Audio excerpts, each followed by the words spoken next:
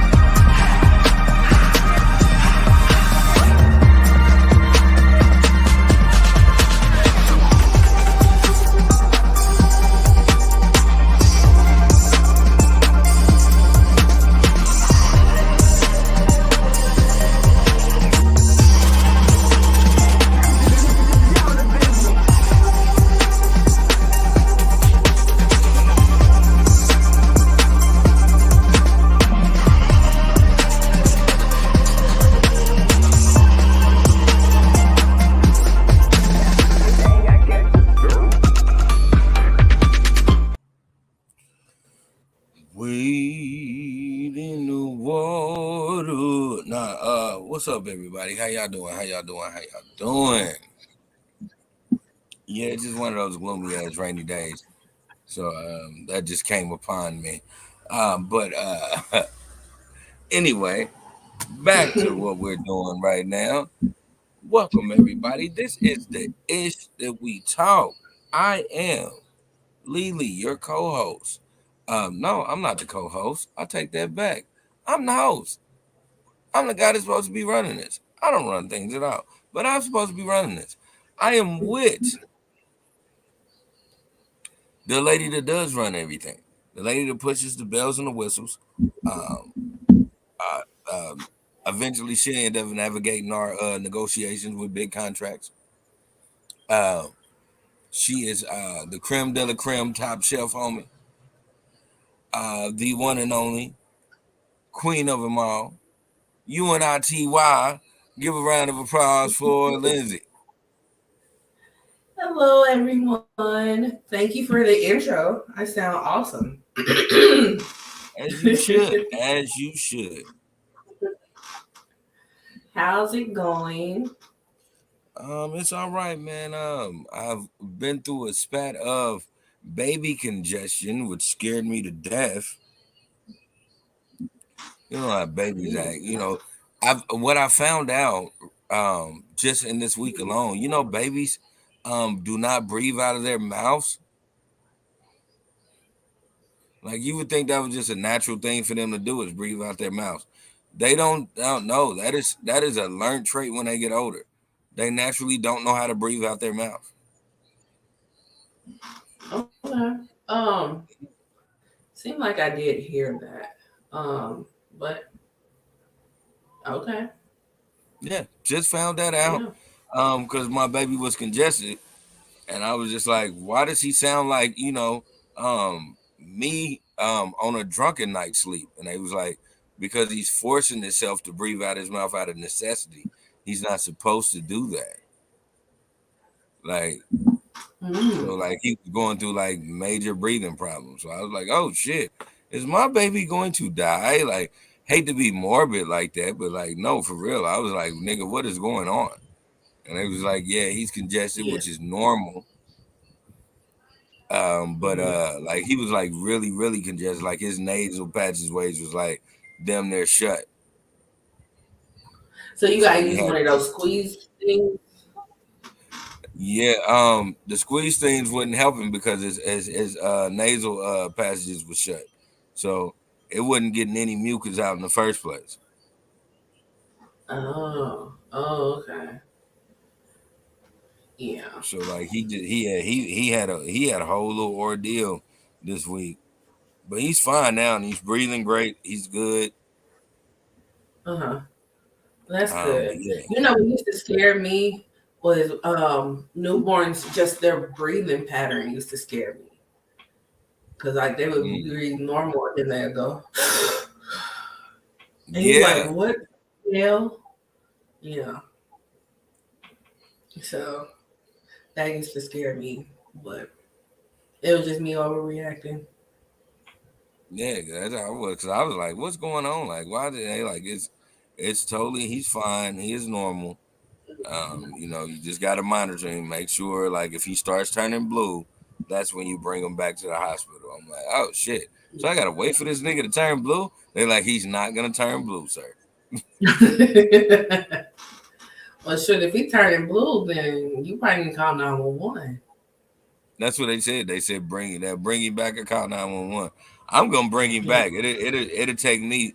I'll be faster to the hospital than waiting on the ambulance. Research is right up the street for me, so I would rather just go up to research than wait for an ambulance to come. Yeah. Yeah. I get that.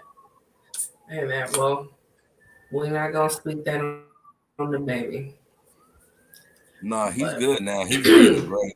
He just okay. he was going through this ordeal, and all he got was like hugs and kisses. So now he's like super clingy. Like when I get up, he pulls my hair, and I'm like, dude, I got shit to do.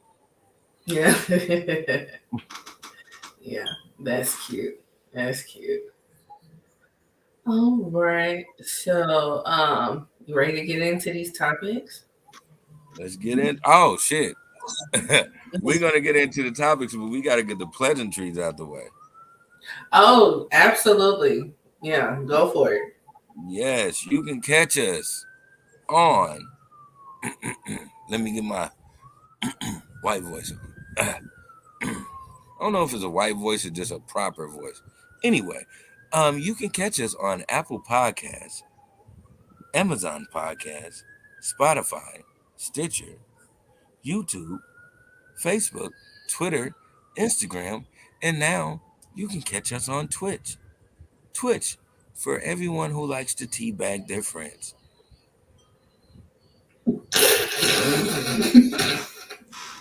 You sound just like the commercial. All right. Yeah, there we go. Oh snap. Okay. All right. So, yeah, so let's get some positivity in the show first and foremost. Not some We positivity. would like yes.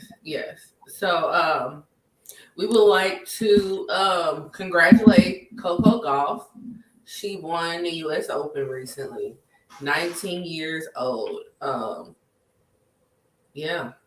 And she went viral like a couple weeks ago because she had a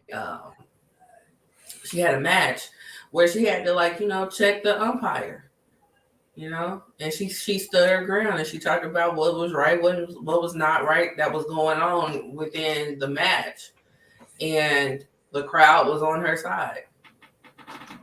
So, but yeah, 19 years old and she won the US Open. So kudos to her.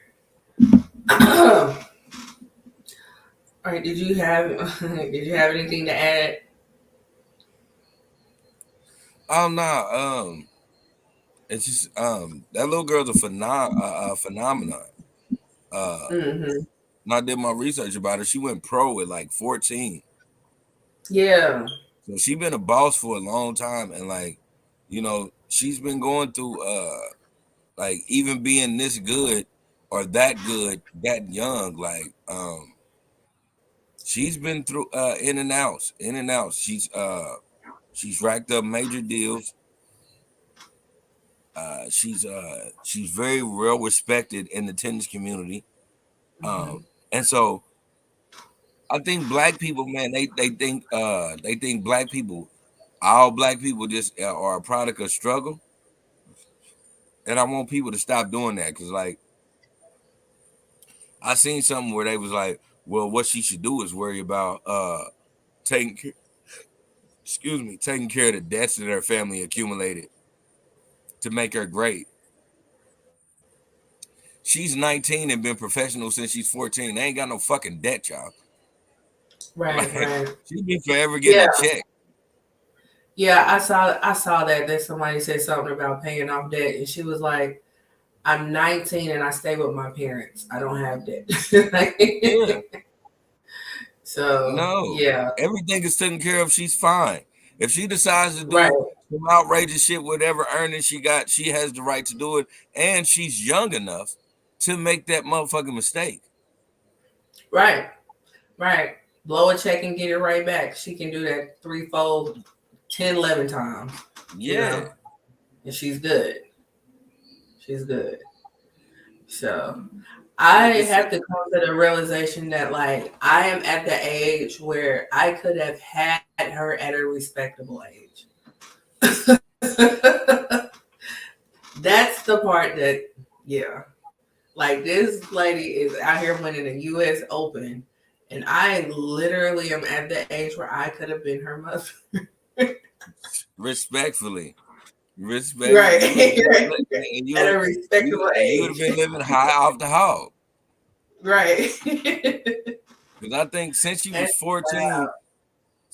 14 to now, winning the US Open, I think they said her net worth is like $10 million. So if you take away the taxes and just everyday living, she still should have at least $3 million. Mm-hmm. Yeah. And that's all her, because again, she doesn't have any debt. She stays at home with her parents. Like, she, if she want to sit up and buy Twizzlers all day, she could do that. That's all right. Y'all Mm-hmm. talk about she should pay back the debt to her family. Man, her family ain't got no debt. They've been living good off this little girl. Okay. Okay. So yeah, you know the Venus and Serena movie taught me that. Yeah. King Richard. Yeah. Let that be a lesson to all of my young or old black parents. Understand this. Listen, um, when you want to put your children into sports, you want to really start looking at all sports. I'm talking about even sports that you don't even think about. Because I mean, look at it. Tennis got this little girl to be not only a world champion, but um, but her family is debt free. Yeah. You know, Yeah. uh, start looking at things like that. Everybody ain't got to pick up a basketball. Everybody ain't got to pick up a football. Everybody ain't got to pick up a soccer ball. Because I used to tell people a lot of times, um, a couple of years ago, get your kid into soccer. That's a unknown black sport, but that's because Yeah. I was in a demographic of me. Now I realize soccer is really, really a black fucking sport. Yeah. It's international. Yeah. It's a huge deal internationally. But I've been saying the same thing for years. Like to my godson, to my nephew now, like because my godson was in diving, my nephew does weightlifting, and he's doing cross country too. And I've been telling them like, y'all need to get into the sports where it ain't that many of us in because you're gonna exceed for one, and then you're gonna stick out like a sore thumb. Like so, they automatically looking at you, and they're gonna be offering all types of stuff. You know, but I'm thinking about it now. I just told my mama the other everybody day. I don't. said, "Man, I'm a I'm gonna put Karen into like a bowling league, real young." And she was like, "A bowling league?" I'm like, "Yeah." Just imagine if this nigga wanted to be a psychiatrist. At Harvard they have whole bowling leagues. Like, so if he Mm-hmm. was like a champion bowling, he can go to Harvard and study psychology off they dime because he's just a good Mm-hmm. ass bowler. Yeah, yeah. Every time I think about bowling, I think about the movie Kingpin. I used to love that movie. Used to love that movie. But yeah. But anywho, shout out to Coco Gauff. Definitely be looking out for her to see what more things she's gonna exceed in. So that was the positive moment. Everything goes downhill from there. That's so sad. That's so sad to hear. Oh, it really is. Where do we even want to start? Jesus. Um, hmm. All right, let's start with some serious stuff. Danny Masterson. So, if that name doesn't ring a bell, he was on that '70s show. Let me get his name on the show. Hold on. He played Hyde. He played Hyde on that '70s show. He was like the cool guy on the show or whatever. So, now he's the convicted felon from the show because he was convicted of sexual assault, and he just this past week was sentenced to 30 years. 30 Now, goddamn years. yeah. Now, it was three women, three charges, and he was convicted of two of them. And he was convicted, I want to say back in May. And so this past week was the sentencing. Now, a couple of his stars from that '70s show, Ashton Kutcher and Mila Kunis, who are married with kids, they were approached by Danny's family to write a character statement to the judge. Usually, when you do character statements, of course, they've already been sentenced. I mean, not sentenced, but they've already been convicted. But when you do the character statements, they are just writing to the person's character person less time. So, yeah, those two wrote statements on Danny's behalf. The statements were made public. I'm not going to read them, but uh, it didn't work. He got 30 years. Now, what makes this that much worse is because they have an organization, Ashton and Amila. They have an organization where they are pretty much advocates for women who were, or not women, but people who were in sex trafficking situations where they were victims. So it's like, yeah, I have this whole organization where you guys are helping sex traffic victims, but then you turn around and write character statements for a predator, a convicted predator. So it's like, who are you really for? Are you for the victims or are you for the convicted predators? So they got a whole lot of slack for that. They ended up doing a video where they were saying, "Oh, we're for the victims. We wrote these statements because the family approached us. We didn't think that they would be made public." Just hitting the key points that you do when a publicist calls you and tells you what to say.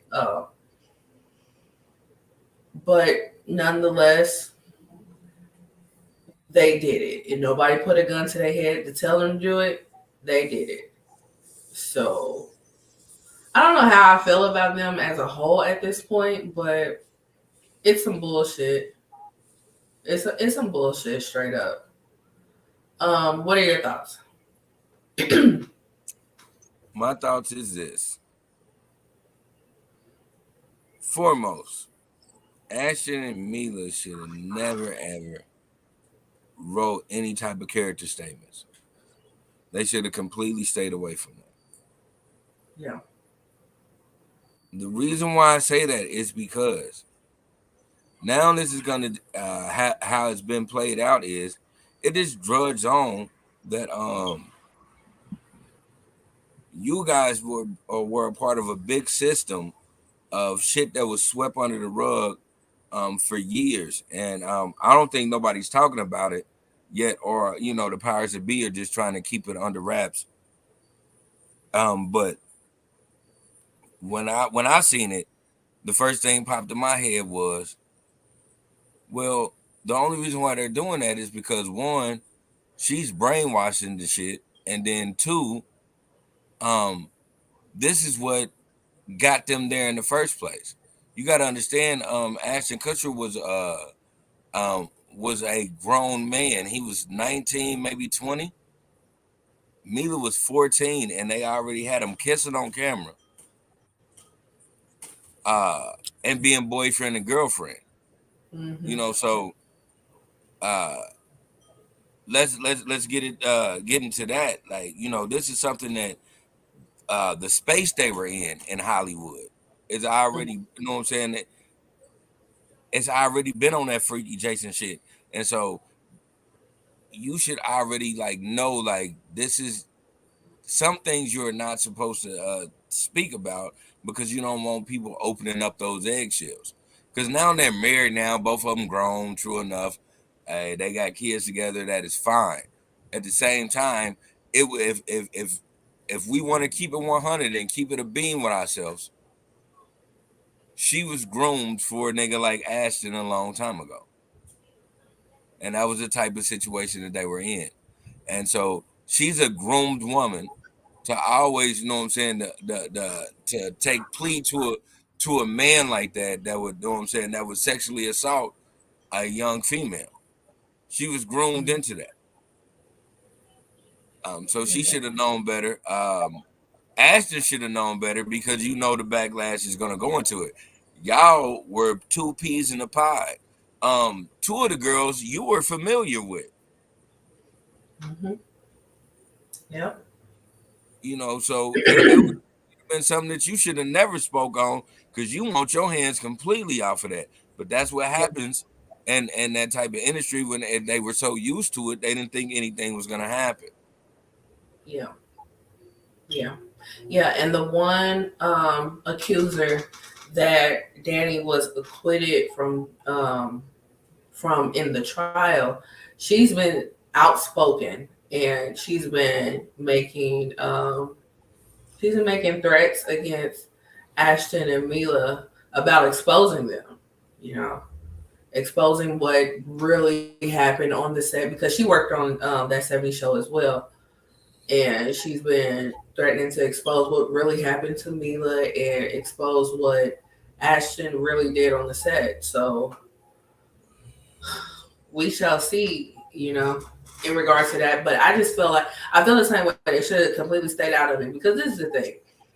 Ashton, out of everybody on that show, Ashton is the biggest star out of it. So for him to be anywhere remotely related to this situation, it would have blew up way bigger than what it was already. Ashton was the one that was trending when all this came out. It wasn't anybody else. It was Ashton. He's getting the most backlash out of all of this because he's the biggest star. So for him and his brand, even if he did not have this organization, for him and his brand alone, he should have stayed far away. You know what I'm saying? Because he's been okay up until this point, right? So that's the part that sucks about that. But then in the same breath, he's slowly but surely getting exposed to who he really is, because that really speaks to someone's character for you to write a character statement for somebody who was convicted of sexual assault. In the immortal words of Randy Jackson, if my homeboy's family comes to me and tells me, hey, you need to write a statement for him, and I know he's going to jail for rape, in the immortal words of Randy Jackson, it's a no for me, dog. I can't do nothing for you. I can't do nothing for you. And say what you want to say, but I can't do nothing for you. I can't do that. I'm not gonna go to bat for a rapist. And this is the thing in the black community that I really want to emphasize. The problem with us is certain shit like that we be going for. Like, motherfucker can touch their cousin and then you'll just move them out of town and then never speak about it. We hate that when that happens to the community. I hate that. We hate that. And so we should start putting people accountable for that.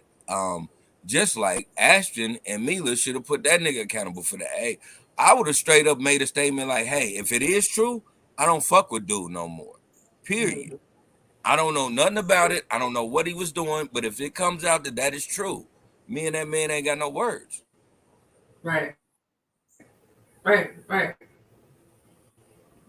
I mean, I would have definitely looked into it. Like, what did the victim say? What was it that got him convicted? You know what I'm saying? And if it looked like that's what he did, that's what he did. Like, yeah, I'm not gonna have no parts of this. Like, you did that shit. No, I don't want to know you anymore. I don't want to know you anymore because other crimes is one thing, but when you're talking about sexual assault, you're violating somebody's personal. I can't get down with that. You know what I'm saying? That's weird. Something that you can't get back. No, and it don't matter how many hours of therapy. You would never be 100% after something like that. Never. Again, call me weird, call me whatever you want to call me. Say I'm strange or whatever. It's always just a bad taste in your mouth when you hear about things like this.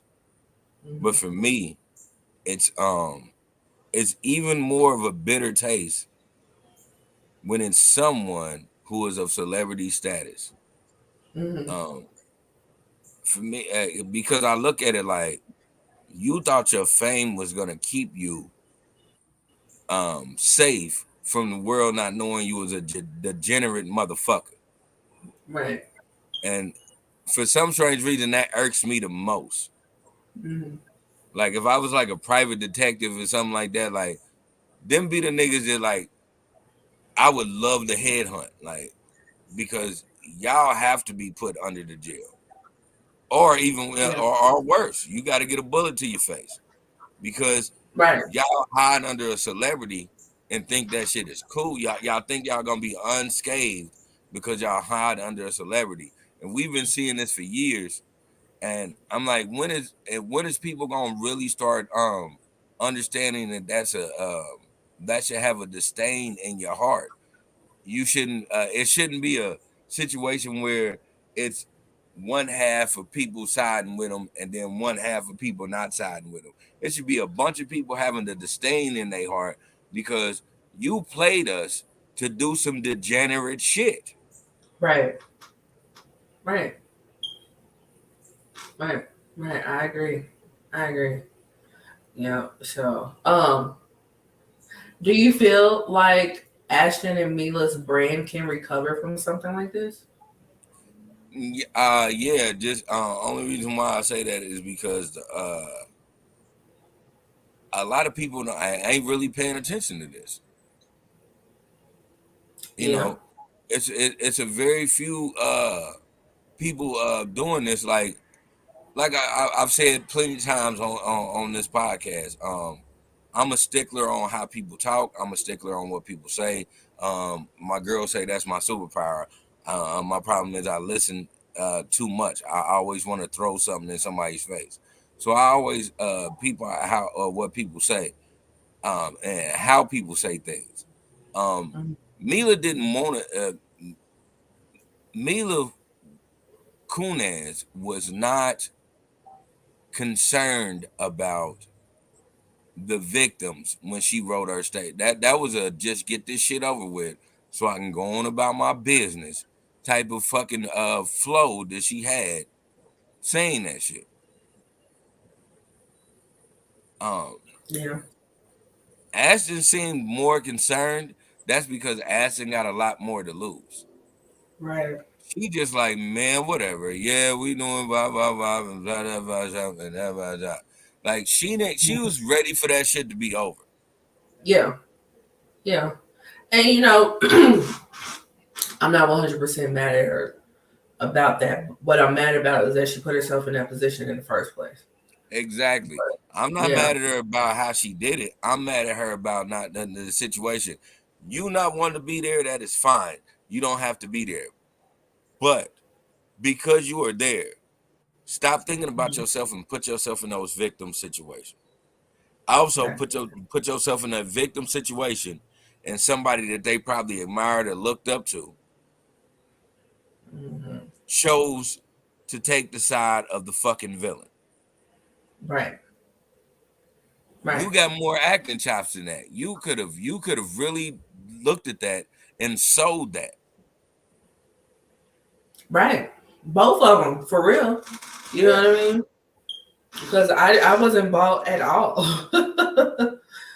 Like, none of that was believable. Like you said, she was ready for it to be over. He was looking like he don't know which way is up. And it was just like, why are we here?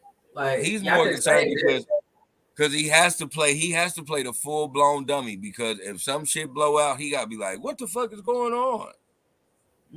Like, dude, where's my car? Exactly.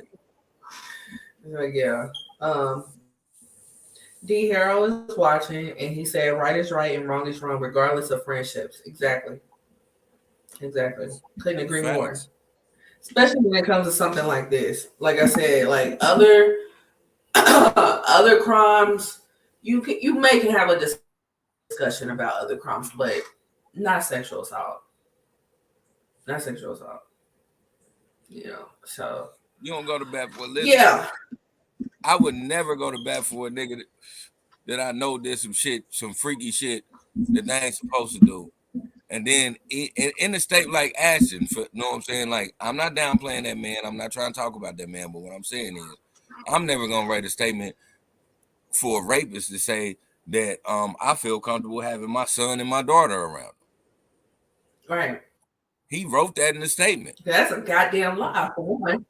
Right, that's a goddamn lie. You're A not super goddamn lie. going to have him watch. Right, you're not gonna have him watch your kids while you run to 7-Eleven and get you a Slurpee. You're not. I'm not about to do that. So like, cut it out. Yeah.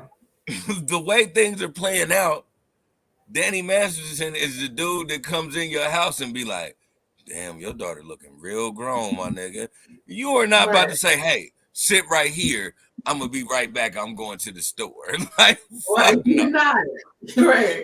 Right. You gonna pin him up against the wall before you kick him the fuck out. You know what I'm saying?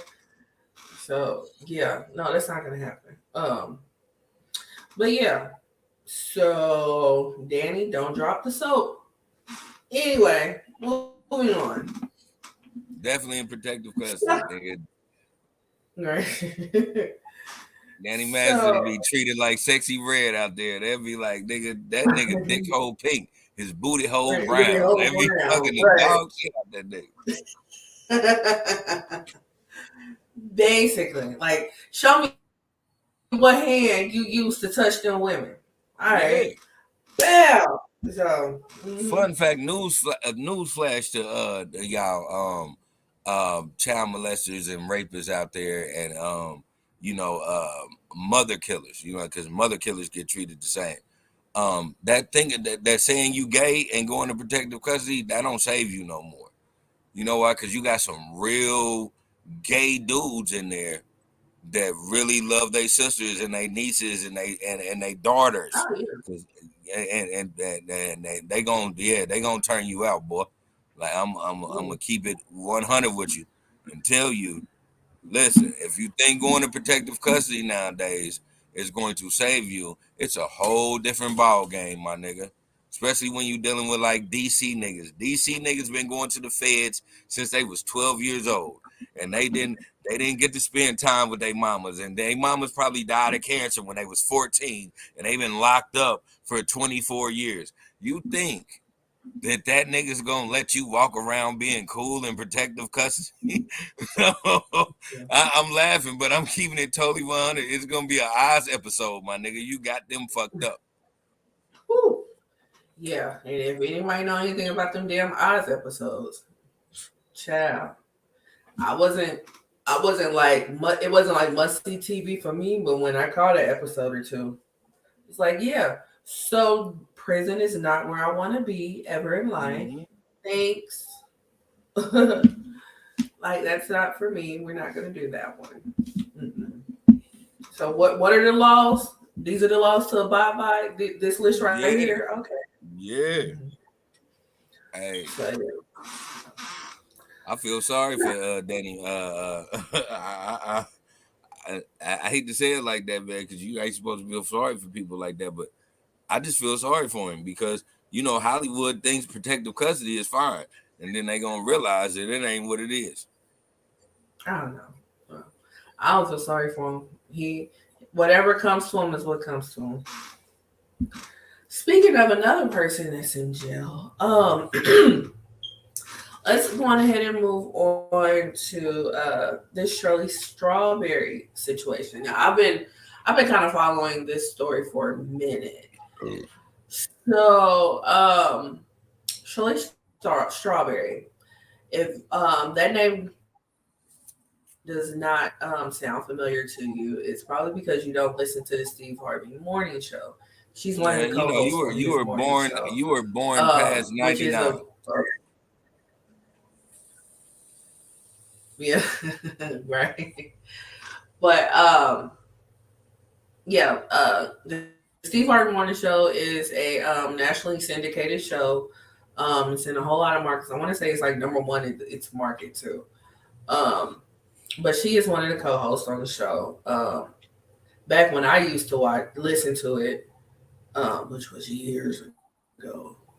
Shoot, uh, Coco Gauff was probably one or two when I used to listen to it. But yeah, he. You just keep digging that grave for yourself, don't you, Lizzie? I don't know know, why. It's right? like you telling yourself like, man, shit, I am just getting old. Like, stop doing yourself like that. I Stop know, it. right? No, I'm gonna be that old lady that lives in a shoe. But so she, I never cared for her. I just put that out there. I never liked. I like Carla. I never liked Shirley Strawberry. She was annoying to me, but that's neither here nor there. The story is she has a husband. His name is Ernest, but he goes by Ernesto. And he got arrested last year for doing a whole lot of shit. He was like doing fraud, a lot of fraud. And then when they seized stuff, that's when they found some inappropriate things on his computer of the sexual nature with minors. So he got charges on top of charges. And because she's married to him, her world started coming down. Not only did she lose her car, she lost her home. She has a daughter who she doesn't have a good relationship with because not only is her husband has charges against him as far as kids are concerned, but he has charges against him in regards to animals too, along with the fraud charges. Like they just got he has a whole lot of charges. He ain't coming back out. But the victims list includes Shirley's daughter and her children. So there's an issue right there. And he had a co-conspirator who they initially thought was his girlfriend, but now they just saying that she's the co-conspirator. So she had probably like about 3 or 4 charges, right? And she was able to get out. Well, then she turned around and started to act like his lawyer. And they've been doing like meetings and stuff on Zoom. And she was logging into the Zoom meetings as his lawyer.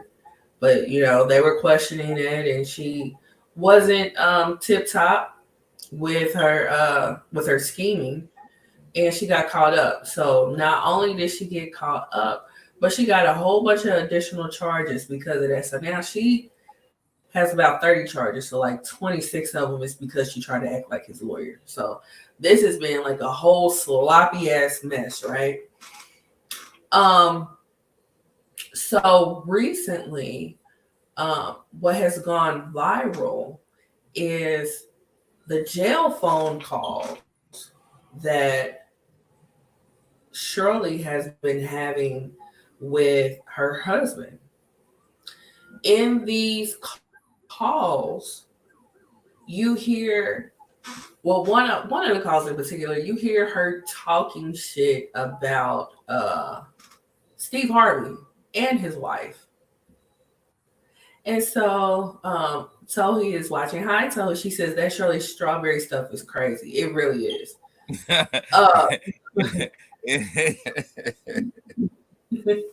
It really is. Like it has a whole lot of twists and turns to it. But yeah, so in the call that she had with her husband, talking about Steve Harvey, she talked about how she had went over to his house and how the house was really big and really nice and how they have all these different things in the house. And one of the things that she said was that he was winded going up the steps. And it was like, how do you have a at-home gym and you're winded going up the steps? Another Well, thing she you buy a said, multi-million-dollar house and then you figure it out. right, exactly. And so another thing that she said was that because um, he had asked something about the wife, Marjorie, and she was like, "Well, no, she wasn't there. How you think that we was all around the house because she wouldn't have allowed us to be all around the house?" And she was saying that Marjorie looks at them as the help, and she's not a fan of Marjorie. So that came out, that went viral. And this whole time, apparently, she has not been saying anything on the show about her personal situation. But now that these calls have gone viral, she had to go ahead and address it on the show. And she apologized profusely to Steve and to his wife. Um, they ended up talking about it for like an hour, and they accepted her apology. Then he tried to turn it on the black bloggers and how it's the black bloggers' fault for this going viral and whatnot. Well, to be technically right, he blamed Mhm. it on the devil first. Yes, he blamed it on the devil, and try to put two and two together. So I guess like the bloggers or the black bloggers Demons. They're are demons. the devils, right? They're demons and whatnot. So yeah. Um, Excuse me. But it's funny how nobody's blaming Ernest. You know, it's the black blogger's fault. So yeah. Um, so he also says, I've been following that along with the other stuff about Steve Harvey as well on YouTube. Yeah. It's been a lot of Yeah. stuff lately. That's another thing that Shirley Strawberry apologized about because she was just like, she was just like, you and your wife got your own stuff right now, and now I'm adding to it. So, yeah, sure. Hmm. Um, what I found interesting, which I wasn't the only one, because I watched other people talk about this as well. She not once in this whole hour long conversation about what was going on, not once did she apologize to her daughter. The least she could have done was say, I apologize that you were even brought into this situation. She did make it her business to say that she has started the process of divorcing her husband. She didn't say that she filed though, but she started the process of divorcing her husband. So it's like, Yeah. See, okay, those are what lawyers call smart words. yes, smart words. She definitely used a lot of smart words. I'm sure she consulted a lawyer prior to doing this on air. But I wonder, did she decide to go on and leave him when these tapes come out? Because not only did the tapes with her and him come out, but also his conversations with his side chick, his mistress, came out. Exactly. So his actual mistress, not the one that was playing like his lawyer, but he has a actual mistress. And those tapes got or those tapes went viral as well. So it's like, when did you decide that you were going to leave him? It wasn't when your daughter, talked to the police about her personal experiences with him. Was it when or was it when it was exposed that he had this side chick, or was it when the tapes altogether went viral and now you've been talking shit about your employer? Is that when you decided that you should go on ahead and leave this man? Like, that inquiring minds want to know, what was the deciding factor? Because it wasn't when your daughter decided to talk to the people. It wasn't then because she's also on these tapes talking shit about her daughter going to talk to the Yes, police. exactly. Her only child. Let's even put that out there. Her only child. So your only child has been violated by this man. Your only child and her children are listed as some of the people that he needs to stay away from if and when he does get released. And you just gonna stand by your man. That's what we're gonna do. Um, yeah. I don't have any respect for this lady at this point. You know, like I just can't get jiggy with nothing like that. I don't give a damn how old your kid is. Your kid should come first in regards to shit like this. You know what I mean? Like, come on. Come on. But, it's your man. It's your man, your man, your man. What are your thoughts?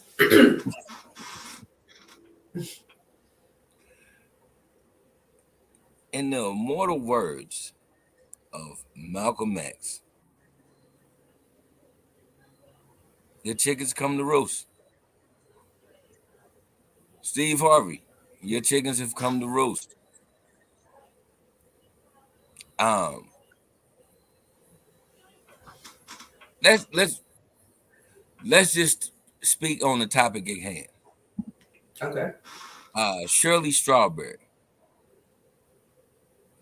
husband went to jail a year ago. While her husband was in jail, before all this other shit came out, you know, she was really having full blown conversations, thinking that her man was coming home. So she was, telling the truth. She was talking to her man, spilling her spiel. That's what women do in a relationship. My girl does it all the time. Hello, Train. But no, she like I said, my girl does it all the time. My girl come home from work and then, she talks about what's going on in her at her job. This was nothing wrong and nothing new. This is what happens in real life. The thing with Miss Strawberry that gets me so much is she never says anything unless it's to help her situation. The only reason why the Strawberry letter was about her is because she was trying to plead her case to keep her job. Yeah. It wasn't. She didn't speak the truth or none of that. Apologizing for some shit that in your heart of hearts, that's how you feel, is a false fucking statement. You're talking to a nigga in jail. You know what I know? I don't know if anybody else knows about this, but you know what I know? When you talk to a nigga in jail, you ain't got no reason to lie. What are you gonna do? Find out? What are you gonna do? Like, come get you? Yeah, like, the fuck are you talking about? And plus, I'm gonna keep it a beam with every person that's listening to us right now. These niggas in jail, they already know shit before we even figured it out.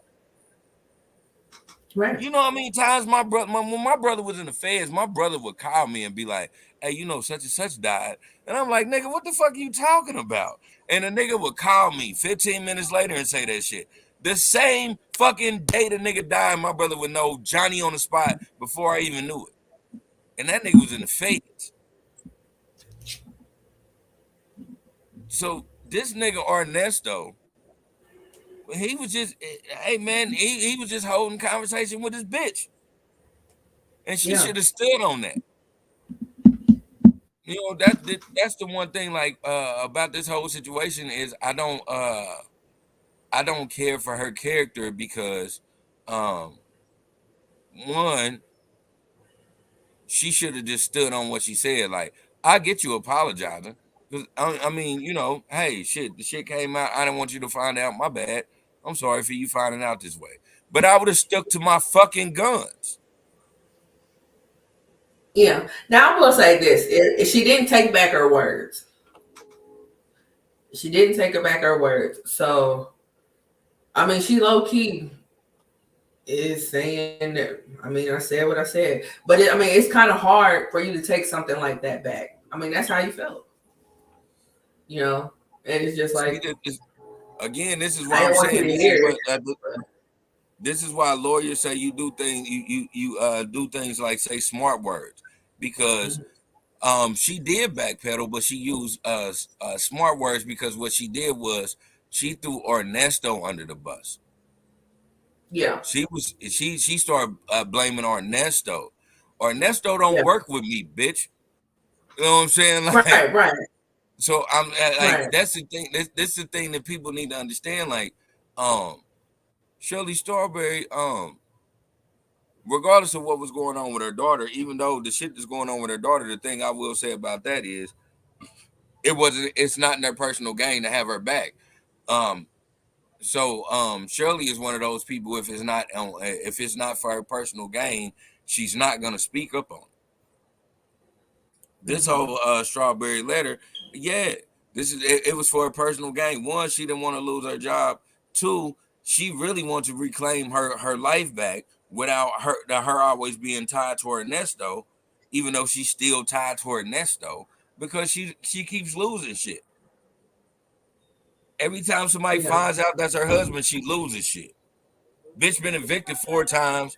Um, Bitch then got 76 cars took. I don't know for real. I'm just making an assumption, But everything's happening. The bitch, if she asks for a double cheeseburger at McDonald's, they give her a McChicken because fuck her.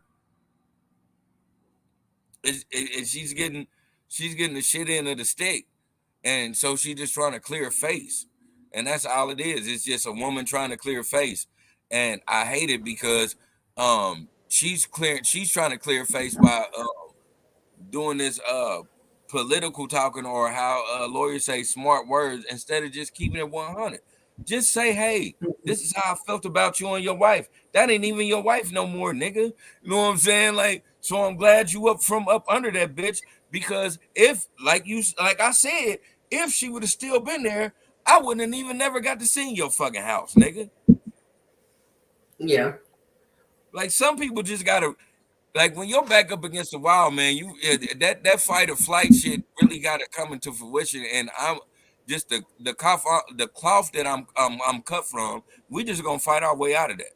Win, lose, or draw. I mhm, might lose this situation, but I'm gonna fight my way out of it.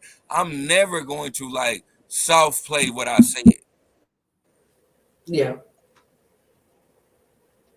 and I'm not gonna blame it on nobody else. I'm not gonna some shit that I say to my brother and the shit come back to another nigga. I'm not blaming my brother for that shit. right, right, right. I mean, it just is what it is. Like I said it, and hey, it, I was it was meant to say behind your back, but now that you know, it is what it is. Like I can't do nothing about it. I just apologize how you found out. Exactly. You My know. thing is, that's why I'm so glad, and Jasmine can contest to that. She always tell me, man, you do not mind telling people what you said about them, because I'm never gonna say something about you that I can't say to your face, though. Yeah. You know what I'm Yeah. saying? That's just That's that's the key. always been me. Right. And that's the key right there. You know what I'm saying? That's the key. But everybody don't think like that. It's unfortunate, but it is what it is. Everybody don't think like that. And the whole situation is just it's foul. You know what I'm saying? Like it's foul. And she's an older woman. I think she's like 69. You know what I'm saying? So she shouldn't even be in a situation like this. But you pick the wrong type of people, and stuff like this occurs. I listened to a prison call um today where she's telling him, when you get out, you're gonna have to get your stuff together, man. Like we've been together since such and such, and you've been before this last arrest, you've been arrested how many times? Like, and if you weren't arrested for this, then this wouldn't have happened. And it's just like, Why are you telling him this now? Why didn't you tell him this like the first time he got arrested? Or why wasn't that a red flag for you then that his stuff ain't together? You know? Like, and then if he's getting arrested for little silly stuff before the big arrest, like that's we I mean, that would have just had me looking. If nothing else, that would have had my antennas up. To just be on alert on what the hell going on over here. That this might not necessarily be what I think. And then for him to have this credit repair company, why? Because like this one YouTuber that her page does very good investigative research on stories, and she comes with all kinds of receipts. Her page is called Chronicle Speaks, and she did an investigative reporting about this on a couple of videos. There was one video where she looked into their finances, if you will, and they had one house that she was making, or that she was both of them was supposed to do several $1,000s in rent. It was like $10,000 rent. They ended up getting evicted from that, and then they went to another house where they was doing about $5,000 in rent. They got evicted from that. Then it was like $3,000 in the next house. Them getting evicted from that. Then she had a house that she owned in California that she ended up losing. And it was just like, how do you have a credit repair company, but y'all keep going from house to house to house because y'all keep getting evicted? And then I was just like, how are y'all even getting approved with all of these evictions? How are y'all getting approved for all these houses? So it's like, he had to be doing something fugazi for them to even keep getting approved for stuff. You know what I'm saying? Because I'm just like, that to me just didn't make sense. Y'all keep getting these big, lavish houses that y'all can't afford, and you keep going along with it. Like, why didn't you look and be like, okay, now I can't afford this shit? You know, like, why wouldn't somebody saying something like, none of that shit makes sense to me? And then I'm just like, you too damn old to keep on being in this situation over and over and over again with this fool. Man, you know what I'm saying? Listen. The whole thing in a nutshell is this.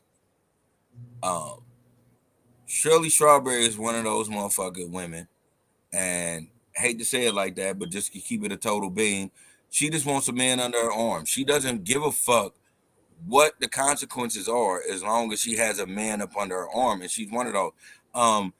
She That's is not given. something that.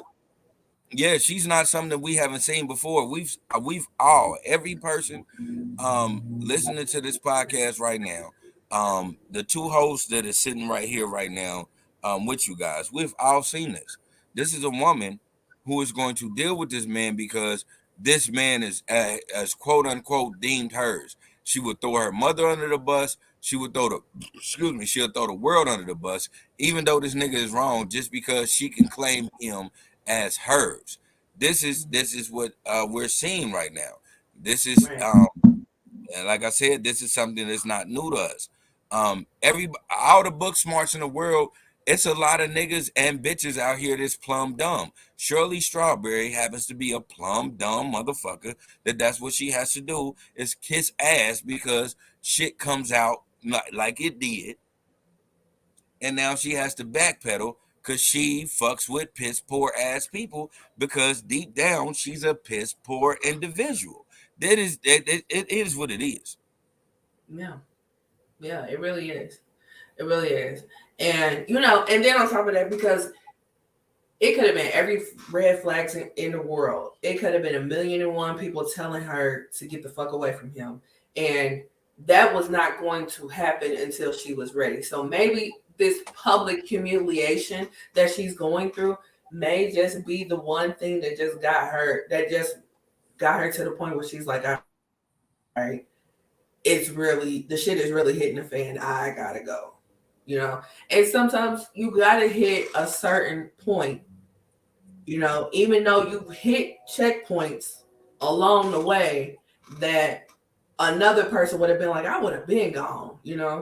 But sometimes you gotta hit that certain point, and whatever that point is whatever that point is. And that's just what it is. Unfortunately, we can't make somebody leave until they're ready, even though they should have been gone or shouldn't have been there in the first place.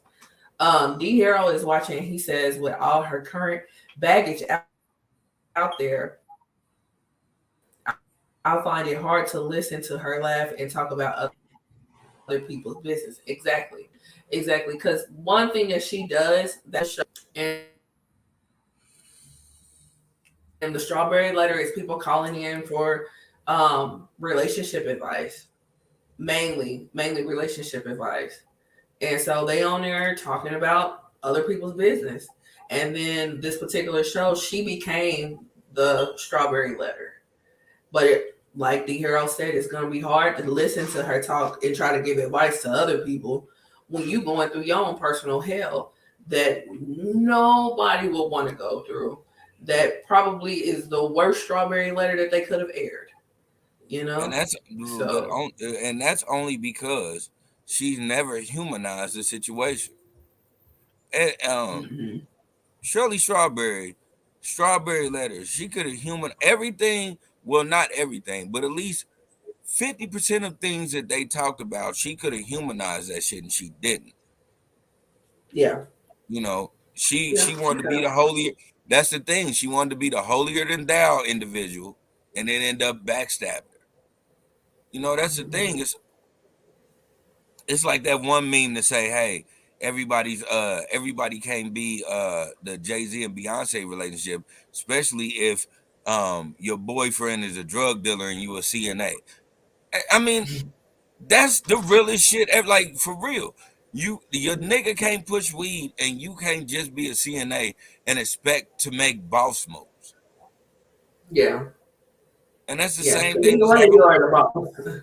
Yeah, it's the same thing that happened with Shirley Strawberry. It's like you can't expect to have this holier than thou type of way of speaking to people when the nigga that you're fucking, let's just take all the professional shit out of it. The nigga that you fucking is in the streets. You better start humanizing shit, bitch, or something gonna happen to you like it just did. Right, exactly. Like it just did. So,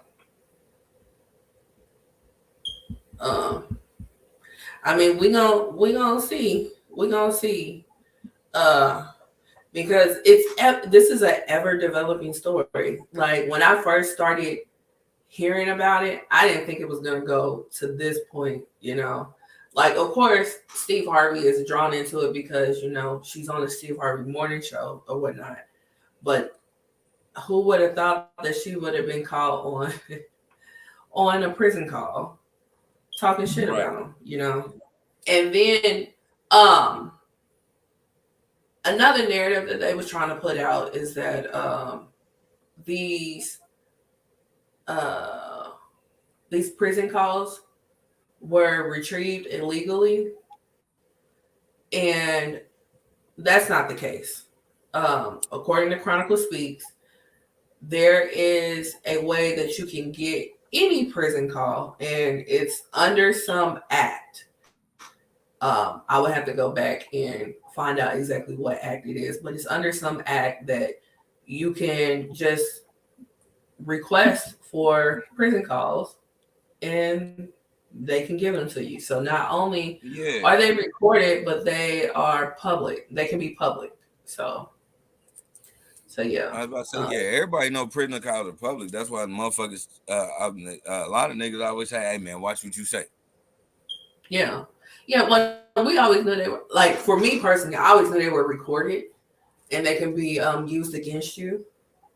But I didn't know that they can be so easily retrieved, and it's under an act that you can get them. You know what I'm saying? So yeah. So just FYI, keep it cute. Just keep it cute. Let's see. So he says, I personally think it was a conspiracy and it was released to embarrass Steve Harvey than Shirley Strawberry. It's possible. But being that there's more tapes, like he's only been talked about on one tape. I'm devil's advocate. So conspiracy to Yeah. what? Conspiracy to what? Because we all know Steve's a piece of To shit. embarrass him. To embarrass Steve Harvey, the simp of the fucking decade or decades. Nobody. If he's not already embarrassed. It's like the simp of the century. Yeah. Why? No. But he thinks he got, you know, the pot of gold at the end of the rainbow with Marjorie. So he'll be a simp. You can call him whatever name you want to. He got the pot of gold. You know what I'm saying? So and you seen that, and that pot of gold wants half of that shit. Yeah, allegedly. Oh God, let me put up. While we're talking about this, let me put up this burner show. You know, it's just like Steve got nothing over here. Steve's a sorry excuse for a masculine man. I'm sorry. I just have to. I'm gonna have to put it out there. Like the things that Steve was trying to tell people was a real legitimate lie, and I used to laugh at women that agree with that shit. I used to laugh at every Derek Jackson, Steve Harvey. Them is two niggas that a lot of women have unfriended me, blocked me. Women I've known for years stop talking to me, and now shit is coming to fruition, and I just can't wait to look at any of them bitches and be like, y'all really be mad at me? Y'all really be mad at me? D Hero says. D Hero say what? At least what? I see you said D Hero said what? D Hero says she needs to think like a man. Yeah, and that's what got her it fucked up in the first place. That's what I'm saying. At least I tell motherfuckers the truth. Well, if she thought like a man, she would have left him. If she thought like a man, she would have left him as soon as he got arrested. If she thought like a man. There ain't no man doing no bid for no woman. Nah, you know what you know what a man will stay for if he can get some money off of it. And again, this is my opinion. She probably figured she was gonna come out of something, and then when she realized everything was hitting the fan and she was losing everything, that's when she quote unquote and start looking into divorce. She still ain't got it yet because a lot of things are still tied into Ernesto. Mm-hmm. You know, it's one of them things. She's when she finally does that, she needs to have enough money, because if she doesn't, she's gonna end up being damn near homeless and sleeping from couch to couch, because a lot of things are still under Ernesto. Yeah. Yeah. Yeah. Yeah. And I'm sorry, like I wouldn't be able to live comfortably getting evicted every few months, you know, and keep going into places that I know I can't afford by myself. You know, like I wouldn't have been able to do it. And you gotta think that's why she was like, she can't lose her job. But hey, she can't lose her job because she put so much stock in this man. All of her shit is in this man's name. Like, this nigga is holding the keys to everything. So I wouldn't be surprised if she Mm-hmm. was handing over checks to her next though. All them Steve Harvey checks, he got put up in money. That's why she got to keep continuing to have these conversations and talk to this nigga so she can maintain some type of living. Yeah. I wouldn't be surprised if she was doing that either, because remember, he had the credit repair business. He was supposed to be good with the money. You know what I'm saying? Meanwhile, you keep getting evicted and have to move every few months. But yeah, he's supposed to be good with the money and help other people with their credit and stuff. So yeah. And then like in the call that I heard today, when he needed to get his shit together, you asked me about my credit, and I told you I didn't really, think too much about it, but you should have been on your business about you knowing like if you got warrants and stuff. And it's just like it sounded like she was a lick. Like he was like looking at her as a lick initially. Yeah. Because you asking in the beginning. But then again, like he had the credit repair business, and he's supposed to be good with money. So yeah, I would be willing to bet money that she was handing over her whole check, and he's probably like, okay, let me do this with it, and let me do that with it. I'm gonna invest it. I'm gonna make you more money. You know what I'm saying? Talking real good, good. And she done lost everything.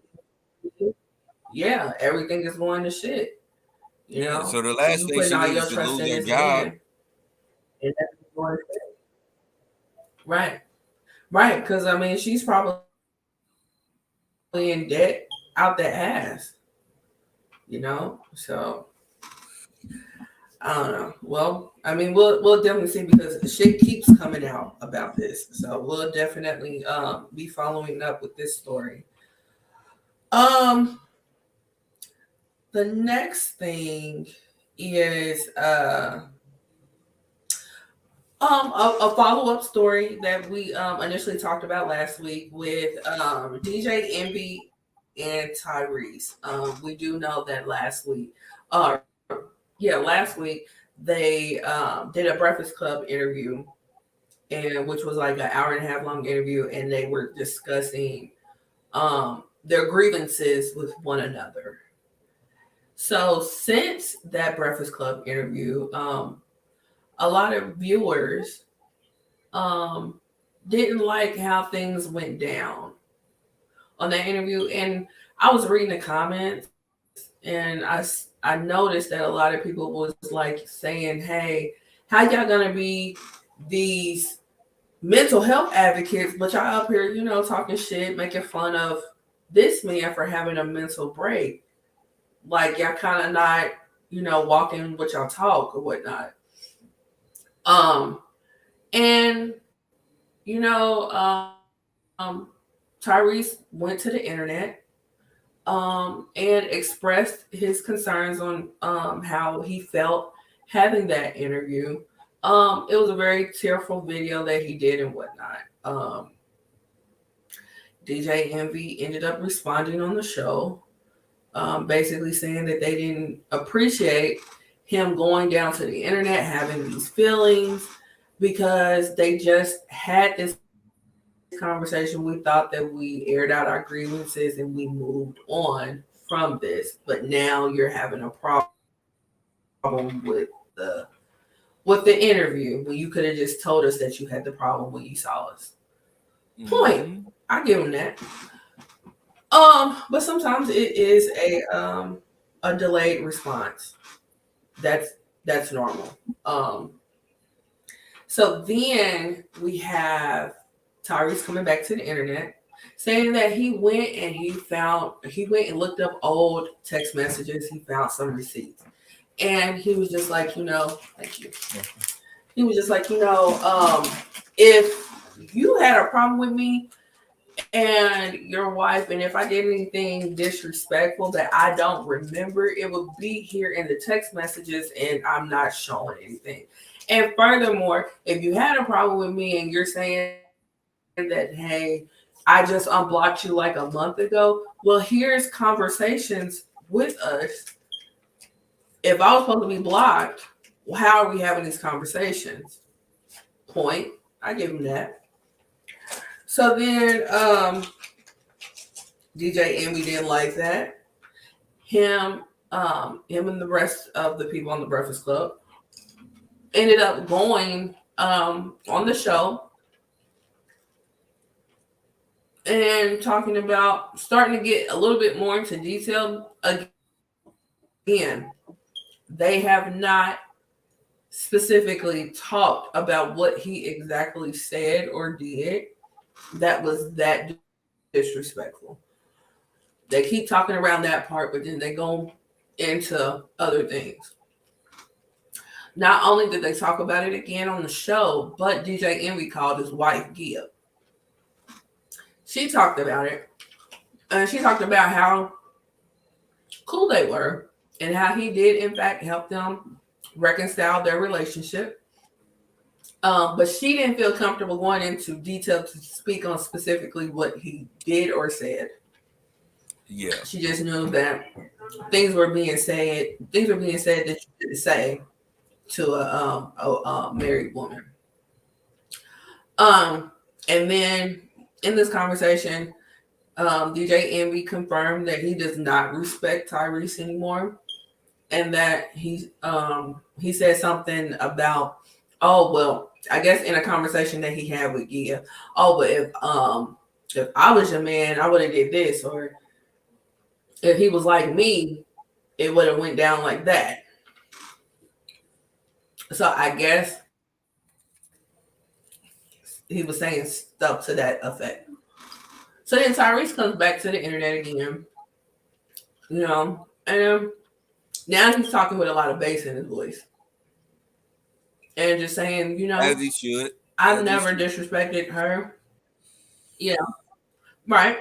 And he was just like, the main person that disrespected your wife and your kids is you. You're the main one that's a big point. He is 100% correct in that point. But it's a lot of back and forth now. Instead of them two grown men getting back on the phone and airing it out, or just leaving the shit the fuck alone. Like, y'all don't fuck with each other, then don't fuck with each other. But yeah. Now we have this whole back and forth that's been going on for the past week. So what are your thoughts on this?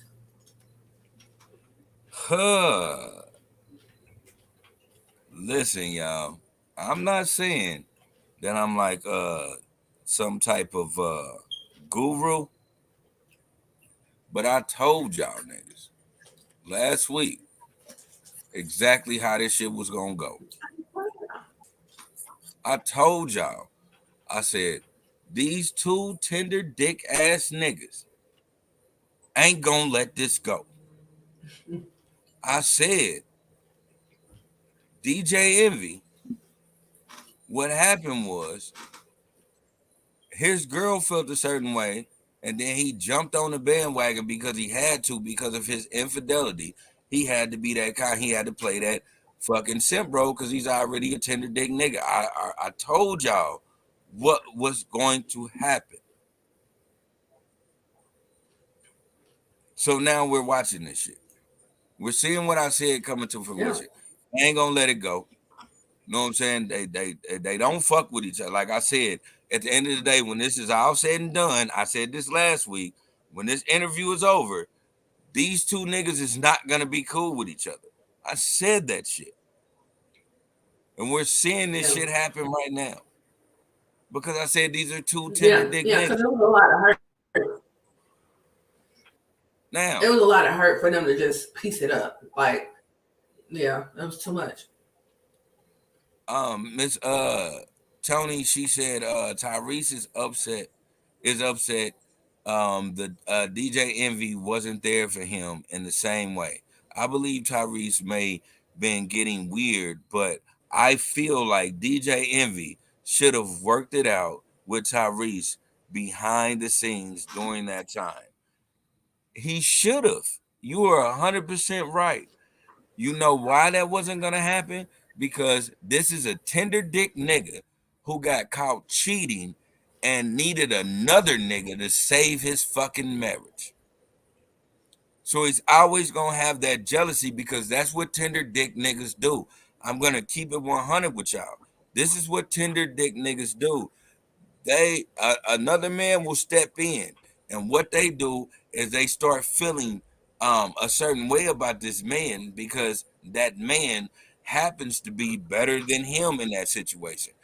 Again, like I said earlier, I am a stickler. It is my superpower on what people say. I listened to Tyrese, I mean not Tyrese, excuse me, DJ Envy wife when he was trying to put that whole jacket on Tyrese of trying to get his woman. First of all, the first thing she said was, "We stop. We." When a woman says "we," it's usually because they've been coached in the situation. But we're gonna move on past that. We stopped talking to him on two occasions. One, the first time after the amazing thing that he done for us. The amazing thing that he done for us. So that says right there, the first time we stopped talking, it wasn't because of me. It was because of you. The second time she said, we stopped talking because we felt he was being inappropriate. At the same time, she admitted that yes, that was my friend. I had conversations in the bed right next to DJ Envy while talking to him. So how inappropriate can a nigga be? In my opinion, you know what happened? Is she was getting inappropriate and he was being a man and he was like checking certain shit and saying, well, if I was your nigga, I wouldn't allow this and I wouldn't allow that. But you know how people, like I Yeah. said earlier, how people put words together, how DJ, if I was your man, I wouldn't. He was saying that because she was doing that. You know why I say that? Again, I'm a stickler on what people say, y'all. She said, I don't want to indulge in all those conversations. She don't want to all the way get there. She don't want to. She don't want to. When he said receipts, she was like, "What receipts?" She Right. know Right. it was some inappropriate shit on her side. Mm-hmm. She knows that. That's why it Now, ain't gonna. now, do you feel that the inappropriate stuff that me and you are assuming was on her side as well, which I feel like our assumptions are correct? Um, do you feel that it was intentional or unintentional? I feel like, for me, in my opinion, it was intentional, but she wasn't gonna do nothing. She just wanted to feel it. She just wanted to know that she can pull another nigga.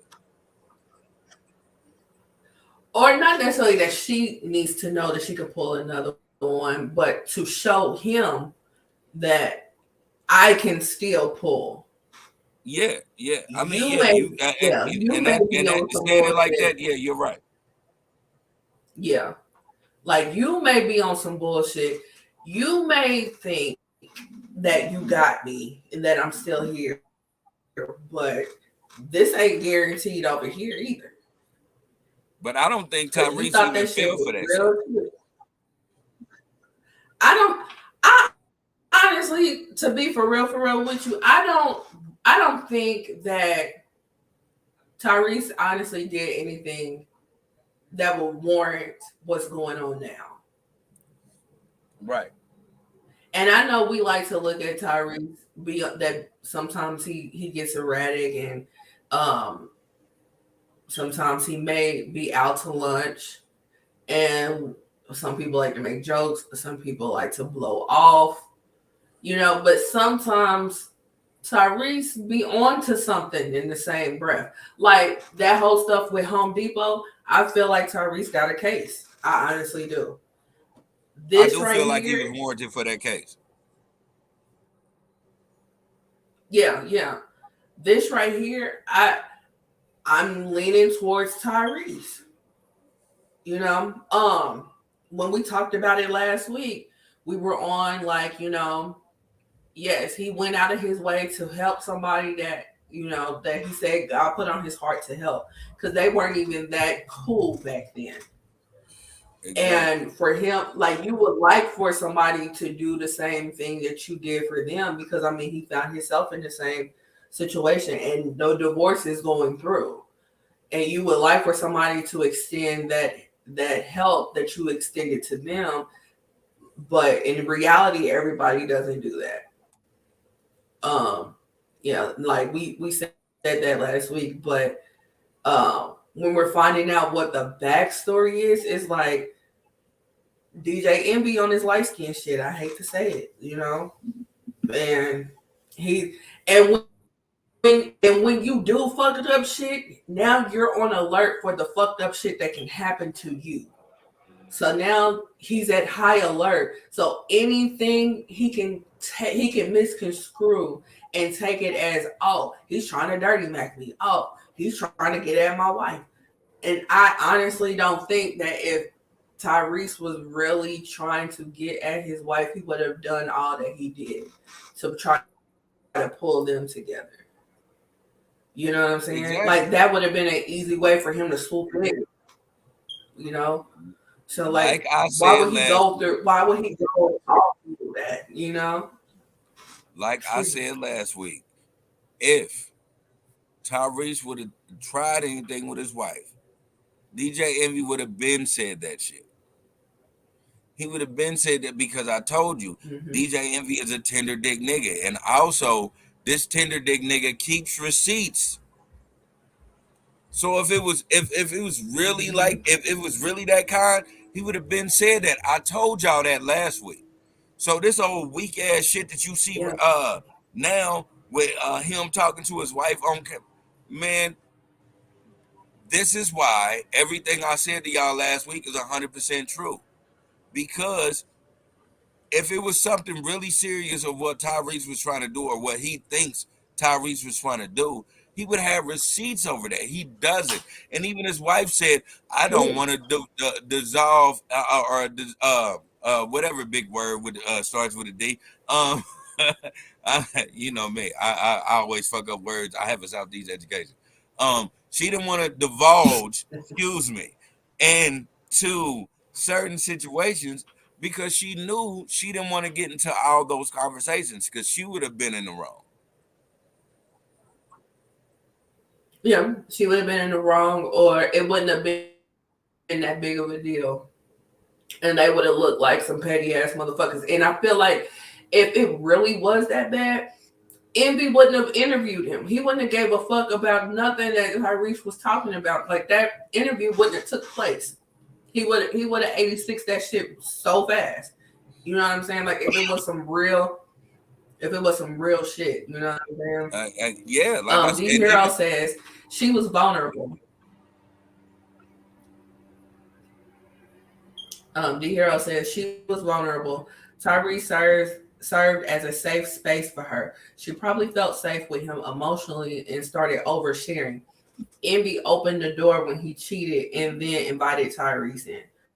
I agree, because they did Breakfast Club Court, and some people did call in and was like, at the end of the day, all of this is DJ Envy fault because you the one cheated.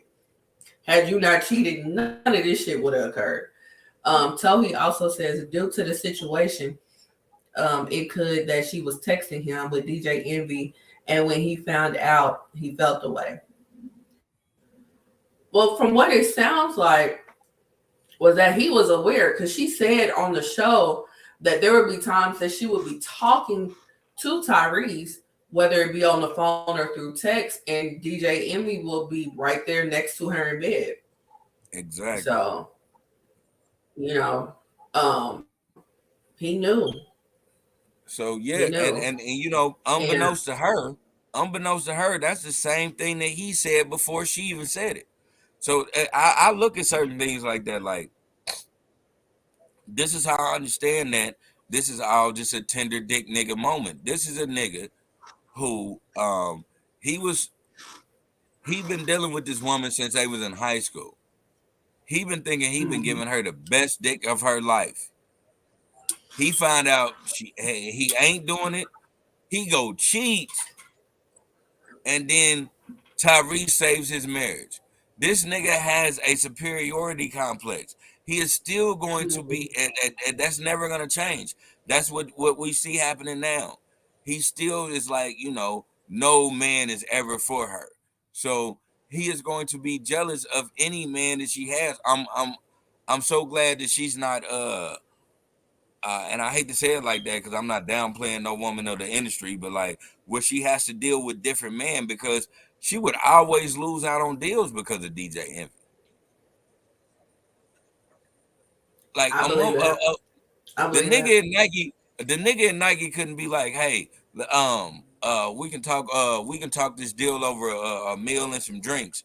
That nigga be like, he trying to fuck you, like you know what I'm saying, like niggas or bad. He would be like, or he would be that kind that he would have to be included in everything she do.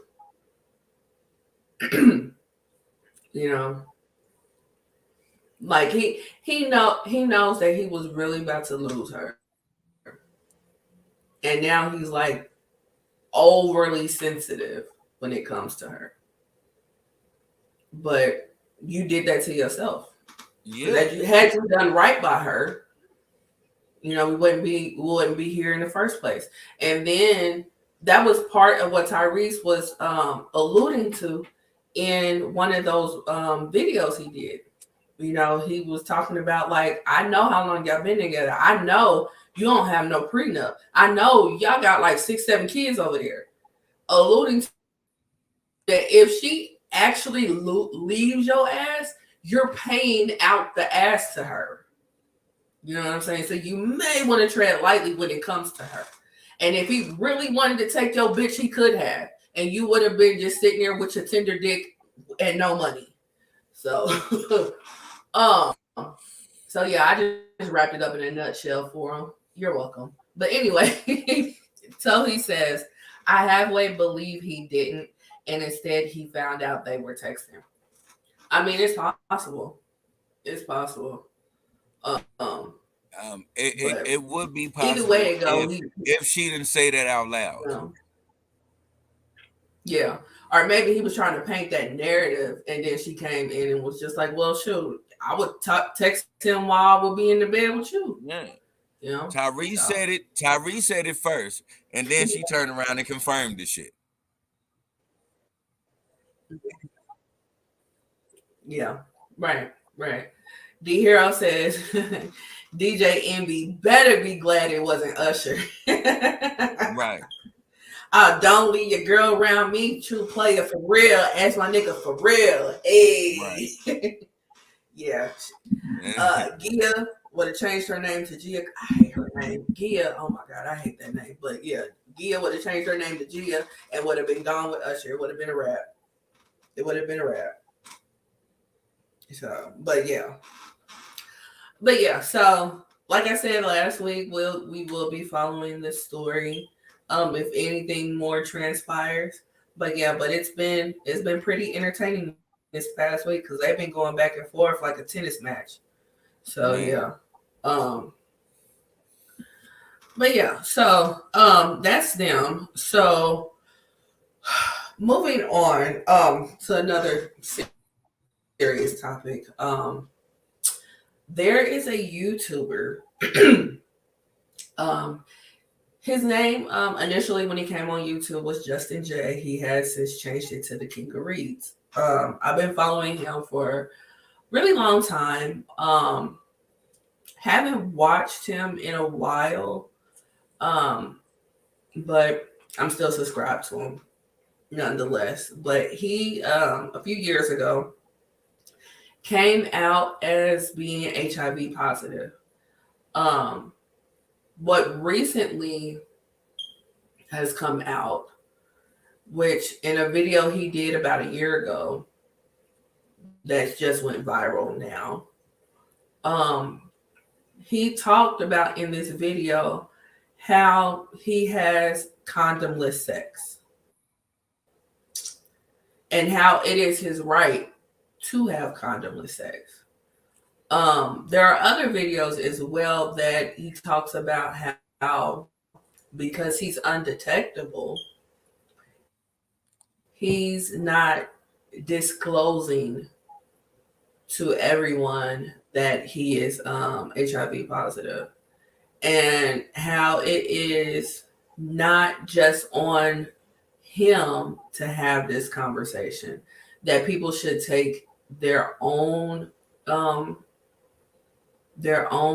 sexual health into their own hands, and it should the responsibility should not be on the HIV positive person to have this discussion prior to sex. I feel like personally, this is completely irresponsible.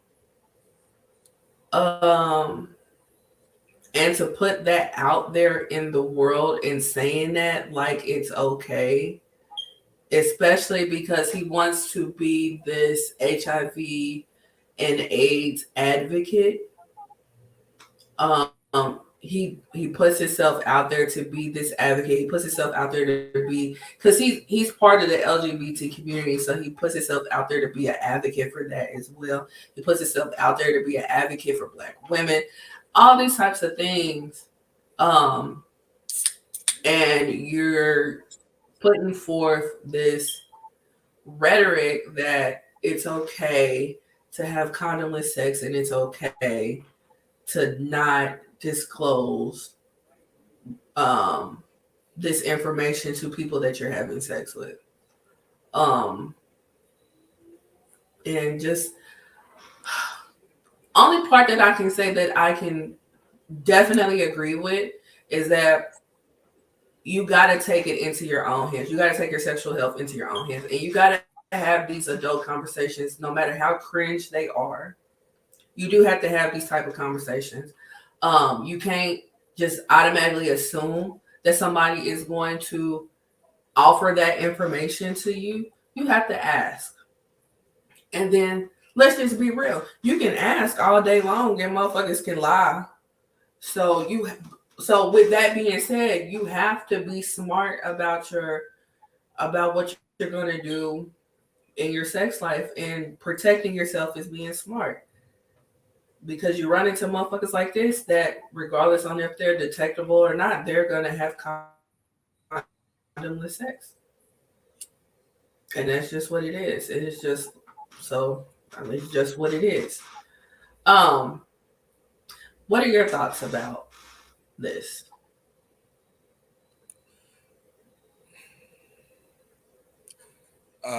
My thoughts about this is everybody likes raw sex. Let's just keep it 100. Everybody does. So I get it. I understand what you're saying, my dude.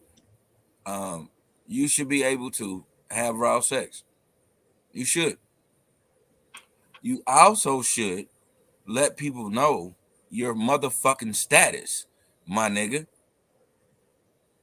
At the same token, because it's one thing for everybody to be aware of their health. That is great. Because we all of us are supposed to be aware of our health.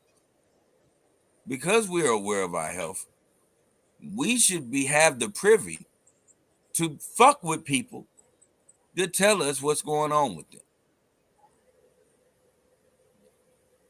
Because you feel like that doesn't have to be divulged, you, my good friend, and I'm gonna call you my friend because you are my friend. We just gonna agree to disagree.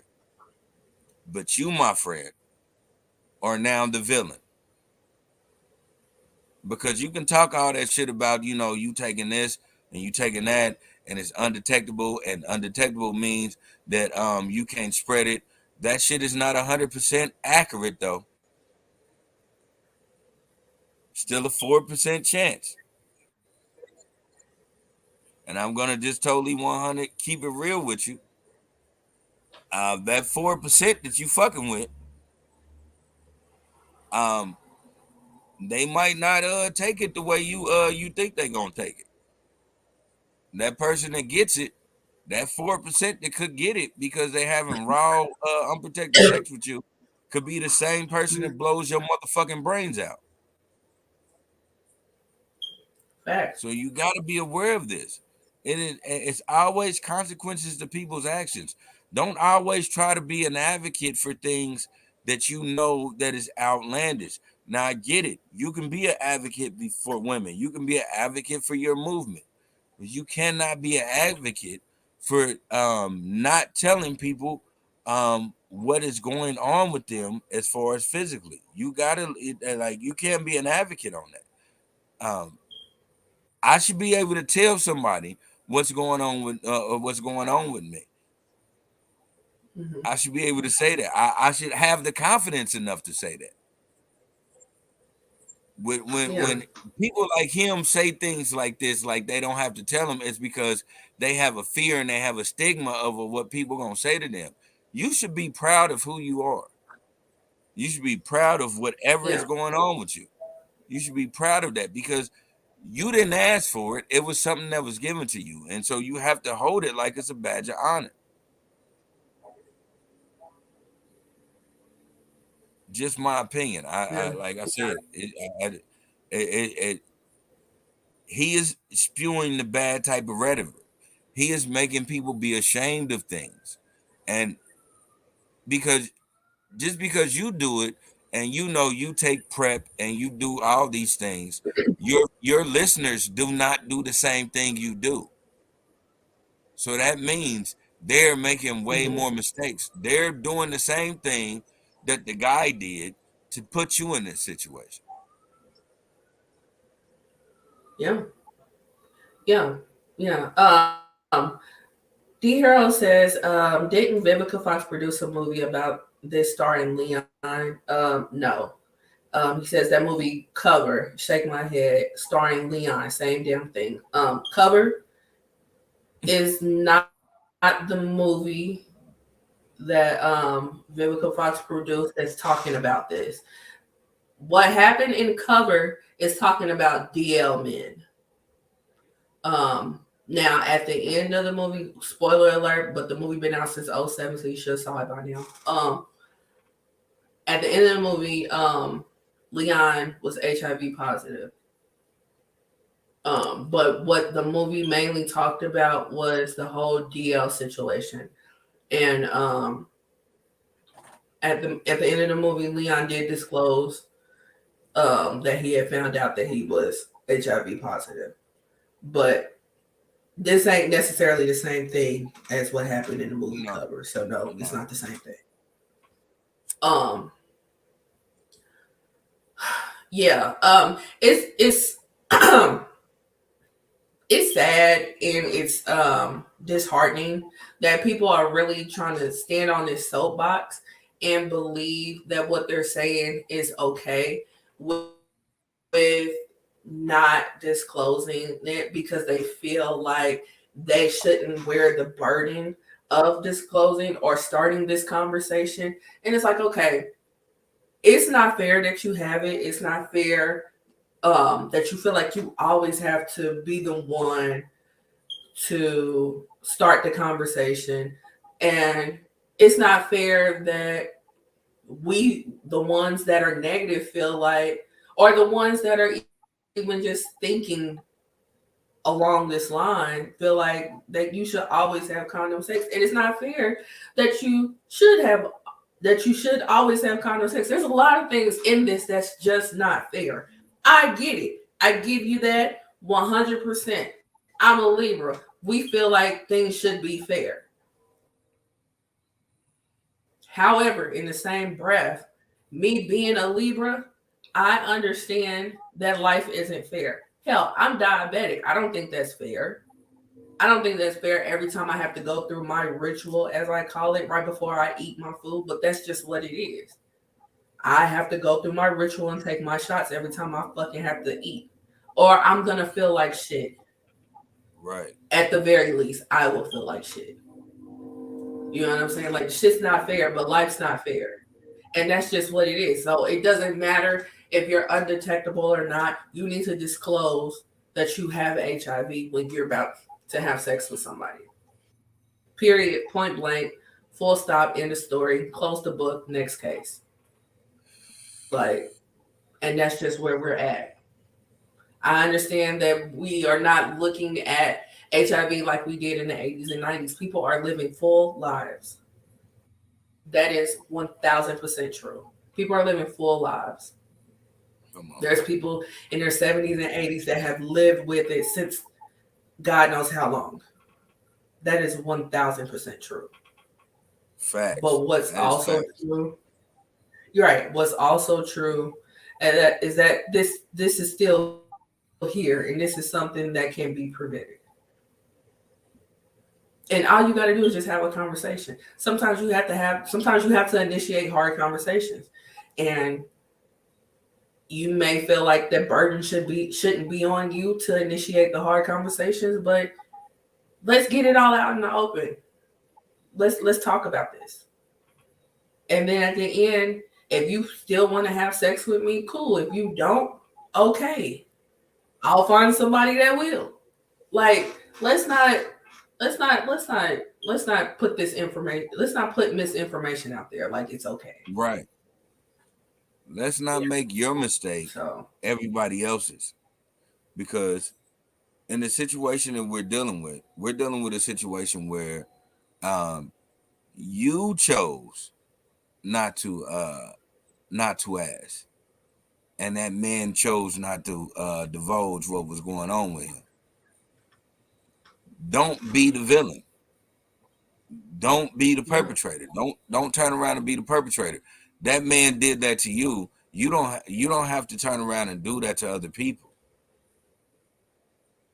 You know, you can honestly be like, boom, this is what it is. Right. Move on about your business. Just to keep it a total being with people, because I don't think people understand how most of the world moves. Most of the world are going to do what they want to do any the fuck way. I really want to I don't really think y'all pay attention to this. People gonna do whatever the fuck they want to do anyway. So tell them the fucking truth. Tell them what it is, and tell them what it will be. Because people do what the fuck they want to do any fucking way. You are not gonna change how they feel about you. Right. Like, so just fucking tell them. Yeah, I can guarantee you. I hate to say it like that, but I'm gonna just keep it a total bean. If a motherfucker want to fuck you, you can tell them the honest to God truth, and they're gonna figure a way around it because they still want to fuck you. Exactly. I have a former friend that he had no problem with dating somebody who had HIV because he was very educated in this, and he knew how to protect himself. So that was not something that would steer him away. And especially with the advances, like for people that are negative, they have PrEP to keep you negative. And then they have medicine that people that are positive can be undetected. So it's not that, like I said before, it's not that same stigma that we were dealing with in the 80s and 90s. You can have an adult conversation about this and it not be something that 100% somebody's going to turn, or 100% of the time they're going to turn their back on you. Like it's not that no more. You know what I'm saying? So he says you have a responsibility to give people the courtesy that wasn't given to you. I agree. Exactly. 100%. I agree. And I mean, like I said before, shit ain't fair, but life isn't fair, and it just is what it is.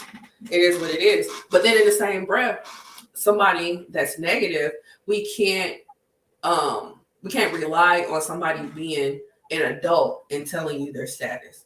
You have to ask. You have to ask. Mm-hmm. And then the way my trust is set up, I can't even take your word for it. So so yeah. You know, go as far with it as you feel comfortable. Yeah, You yeah. know, I mean, so I'm just one of them people that keep it real. I remember, and this was years ago. This was well over 10 years ago. I remember when I was young, it was a little girl that came on a Sally Jesse Raphael show. She was probably maybe 2 years younger than me. Um, she was born with AIDS.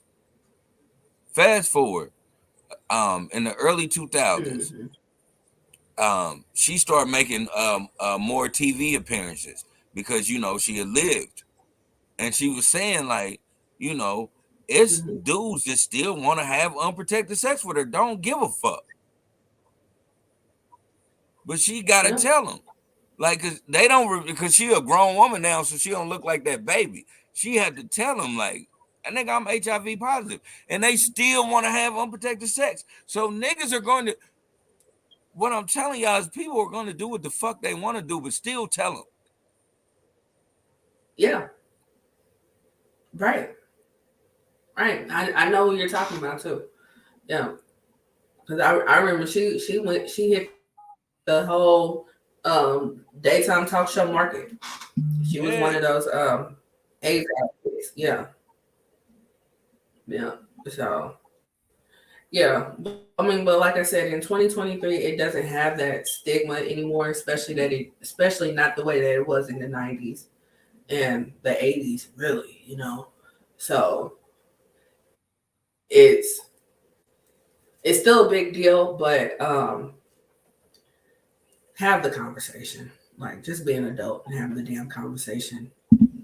that's If it. It's a, listen. initiate If, it, if the initiate it. person don't want to do anything with you, don't want to move forward, then that's not the person for you. And then you just dodge the bullet.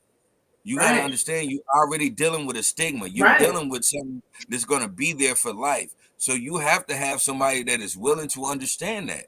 So if they don't want to go there, they don't want to right, go there. That is 100% fine. Find the person right, that's going to right. go It there is. with you, It's no longer. Right, right. or Now find the let me people that ask want you to go there this. for you. let I'm not saying you got to settle me down. ask you. It is, like I said, it's a gang of people that still fuck you if you tell the truth, my nigga. Like, if a Yeah, month again, at the end of the day, man, I would be remiss about myself if I didn't tell the truth about how the world works. Nigga, me as the host, Lindsay as the co-host. If we want to fuck somebody, we want to fuck them. We'll figure a way out. Unless it's something that we just can't get jiggy with. Like, yeah, that's just how it yeah. is. Right, right, right. Now let me ask you this. If you were back out in the dating world and you were dating someone, um, when do you feel that it's appropriate to ask that type of question? Or when do you feel it's appropriate for that person to disclose that information to you? Like, at what point in the dating process? Oh, um, for me, that's a diluted question because, um, you know, being in the dating world, I can honestly say, when I was in the dating world, sometimes you have chemistry with people, and sometimes, like, that's just, you got chemistry and y'all just have sex, and then y'all just end it right then and there. Um, but for the times that I have asked people for certain things, it's like, hey, if I carry a conversation, just damn, I just I don't want to put myself out there like that, but fuck it, I'm gonna keep it a bean. Fuck it. Um, how my life works is, my thing was, if I fuck once, I'm gonna leave it there. I ain't even gonna touch. I ain't even gonna ask questions. Be about it. But if we going to continue fucking, that's when we're gonna go. We're gonna go check each other out. Make sure we cool.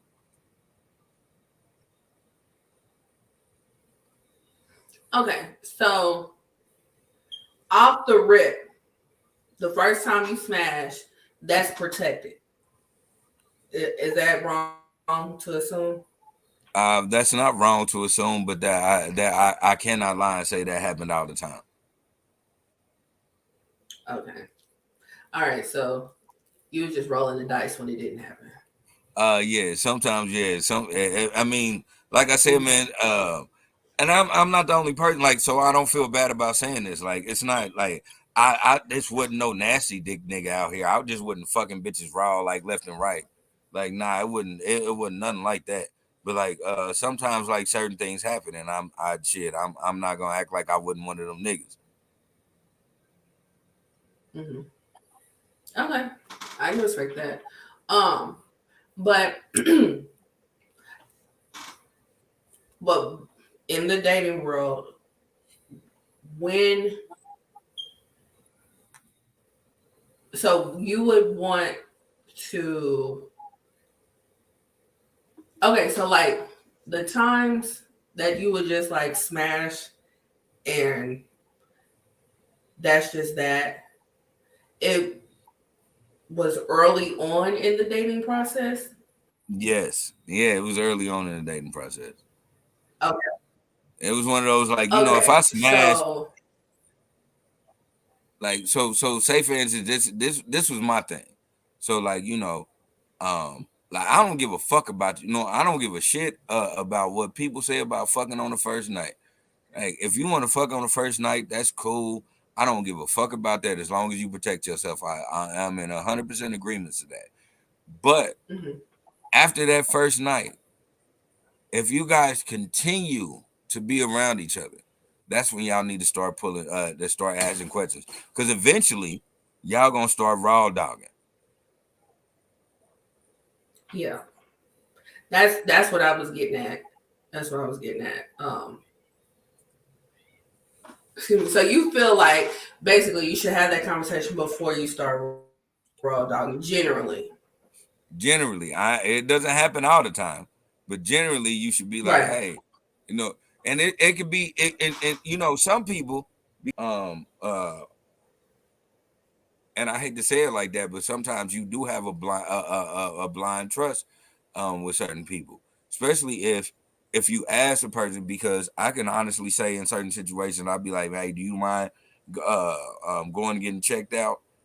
And if they be like, hell yeah, I don't mind doing that shit. You want to do that shit? And I'm like, hell yeah.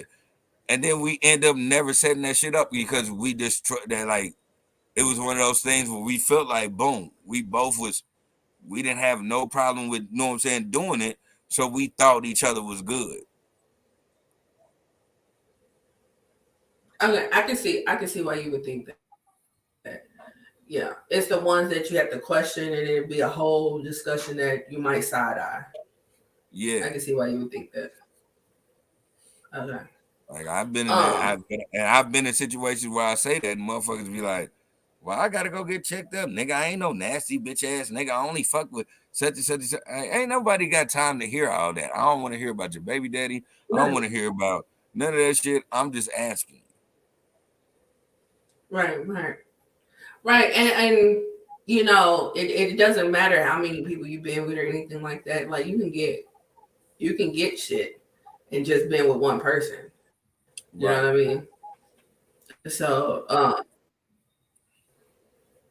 that was evident in that movie Kids. Do you remember that movie Kids?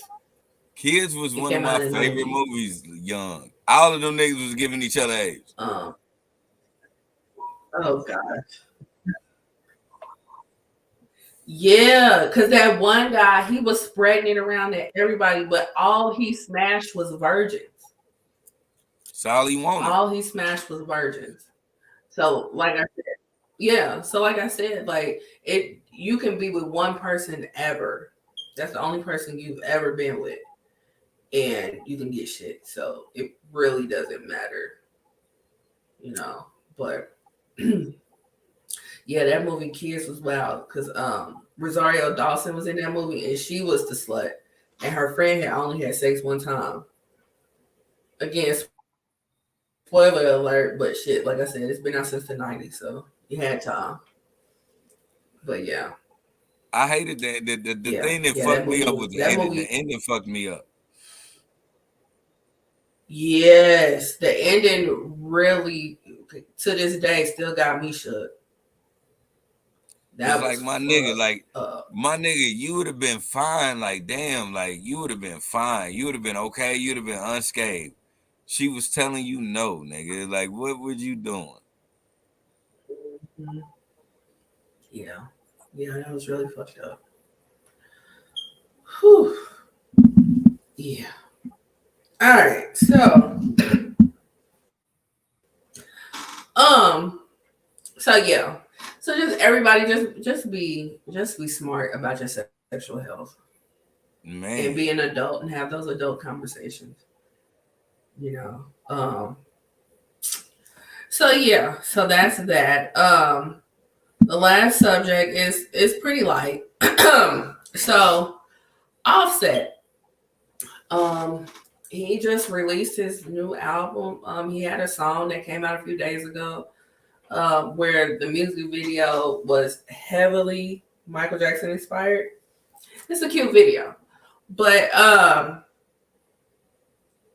that's not why we're here to talk about Offset. What we're talking about, and we're not even talking about the shit that just happened either. Not even talking about that either. Um, what we're here to talk about is Offset had tweeted a couple of days ago, and he said hashtag Ask Offset. I'm answering it. So, so people, asked him questions, and the shit was hilarious. So I'm gonna read a few. Did you cheat on Cardi this month? What did Sweetie wear when y'all linked up? Somebody answered him and said trench coat and heels. Mm-mm. Who are you cheating on Cardi with today?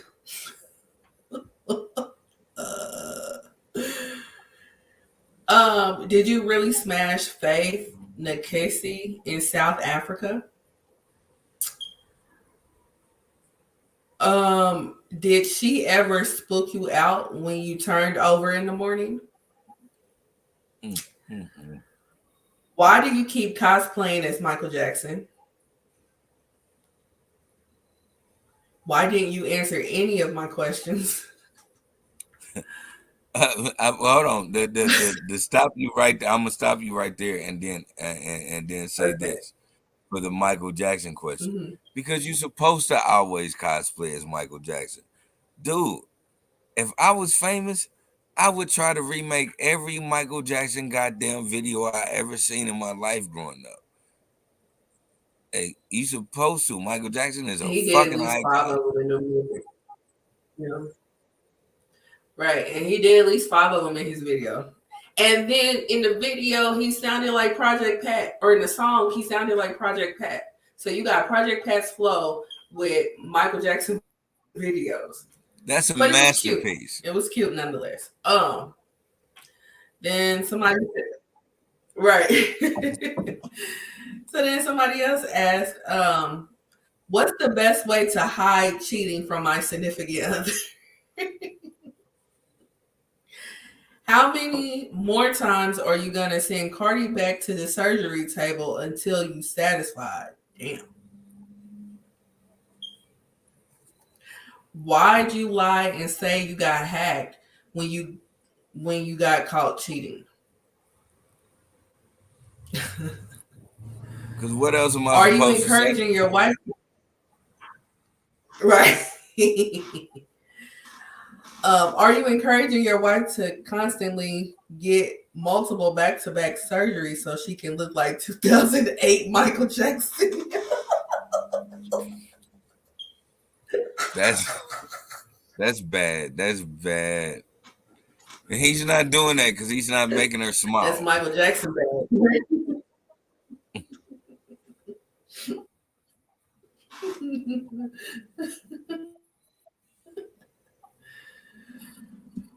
Oh gosh. Let's see.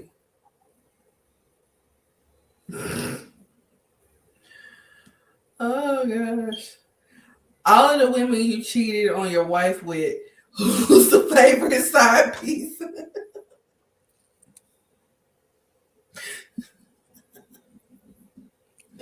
That's, How do they you gotta lay down leave our every shit night alone and right have now. sex? Man. Man. So then this one says, how do you lay down every night and have sex with such a creature, the face only a mother could love? Golly. Cause that pussy good. Get the fuck out of here. Like, why are we even asking these questions? Yo, Les, anybody, the person that said that, I don't know you per se, and I don't know Offset at all. But I'm gonna say this: your big back ass mama got fucked and had you. So why would you ever question some shit? Sometimes niggas don't have to question shit. They just know what it is. Oh, God. Oh, right. Oh, Jesus. All right. Last two. Why you cheat on Cardi so many times? Her pussy game weak? Damn. And Nope, then, is it true Sweetie ate a burger while she topped you off? that's hard. That's hard as a motherfucker. Oh, jeez. That's hard. Right. What I Poor will say is Offset. this: Poor Offset. But I mean, he opened himself up for it. So. he did. He opened himself up for it.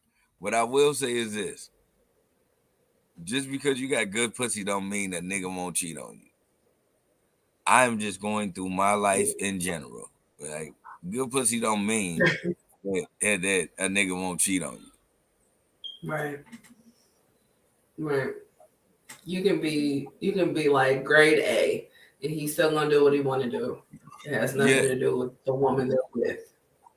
Yeah. Only thing good pussy does, ladies, is if we get caught and you one of those women who want to who would just end it right there.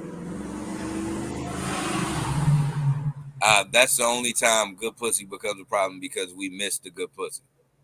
We miss the at home good pussy. That's it. That no, I can honestly say Mm-hmm. Nah. that's just what it is. That good pussy ain't gonna make a nigga Yeah. stay there. You know what makes niggas stay there is good pussy and them and them being comfortable and getting to relax. Um, that's what makes a nigga stay.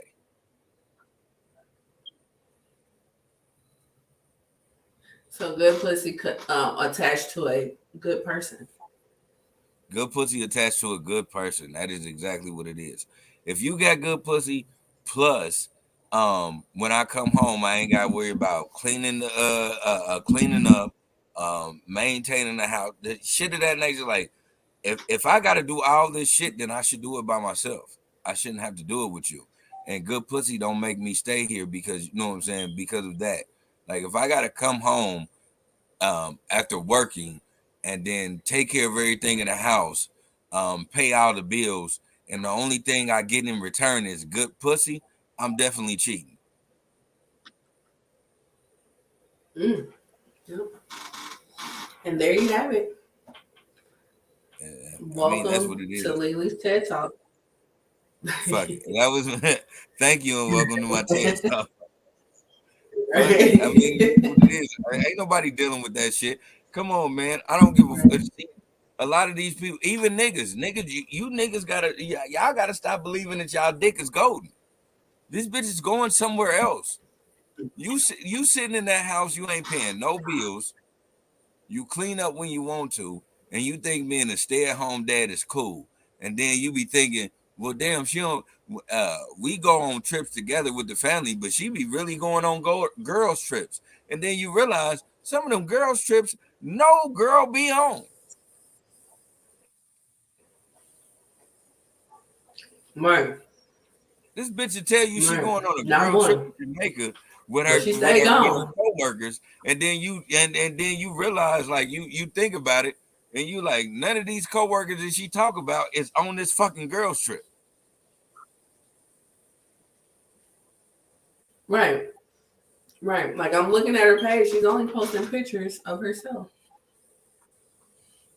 That's because No. she's in Jamaica with dick. She on one of them water rafts. But You know what I'm saying? She in but that motherfucker with. anywho. That's why you ain't paid for lunch in 2 years.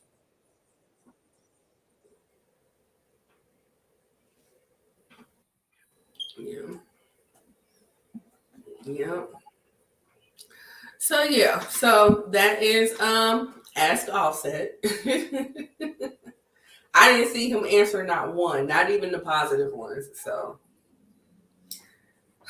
that's that. So the last segment we have best verse. So with this one we have the I'm So Hood remix. And with Yes. the I'm So Hood remix, we had Jeezy. We had Ludacris, Ludacris. We had yeah, Busta Rhymes. we had Jeezy, Ludacris, Lil Wayne, Busta Rhymes, Fat Joe, Baby, and Rick Ross. Yep. And Big So Boy. out of all those people, oh yeah, how can I forget Big Boy? So out of all those people, on the remix, who was your favorite? I had two. My two favorites was actually Jeezy and Busta Rhymes. Even even though at the time I was a super Lil Wayne fan, I realized Wayne couldn't Mhm. hold a candle to Busta's verse at all. Really? Okay. Yeah. All right. So my favorite was Ludacris. I can see that. I can see that because Ludacris' verse was Yeah. really, really lyrical. Yeah. And in the video, my favorite part of the video was Ludacris' part when he grabbed DJ Khaled and started shaking him and was like, Ludacris should have been on the original version. Like, I like Yeah. that. I really did. Yeah, I really did. So, um, yeah. And honestly, my runner up was Baby. Baby's verse I don't know what it was, was but actually I really solid liked it. because it was hood. Yeah. Yeah, right. It was so hood. It was so hood. Yeah. On the original Um, one, my favorite was Trick Daddy. yeah, my favorite was Plies on the original, but Yeah, only Plaza. talking on the remix. It's All so right. funny because I was thinking about it when I was listening to it. This was the only time that Birdman actually outshined Lil Wayne on the track. Yeah, I agree. I agree. Cause like when Baby get the rapping and stuff like that, he'll start off good, but then he get to talking about everything he got, and you start losing people when you do that shit. You know what I'm saying? We can only hear different variations of number one stunners so many times. So he did not really do that on this song. And I think Maybe. that's probably the reason why it outshined as much as it did. Well, Only thing I can say is at that time, Lil Wayne was actually writing Baby's bars, and then Lil Wayne was like spitting his bars off the top of his head. So he actually took time to write Baby shit. Mm-hmm. So it shows like if Lil Yeah. Wayne said Baby's a verse, we wouldn't even be having this discussion right now because we would have said Lil Wayne had the best verse. Yeah. Yeah. That's true. Right. Because it's the way that you deliver it as well. And Lil Wayne has a unique delivery when he raps that alone, he can be rapping one fish, two fish, red fish, blue fish, Right. and it's gonna sound dope because of the way that he delivers it. So yeah, I get you that. I get you that. But then also like we don't really see Baby feature that much, but the couple of times that we do see him feature, he actually has a pretty good verse. Yeah. I mean, when you got So Wayne writing for you, you got to do that. right, true,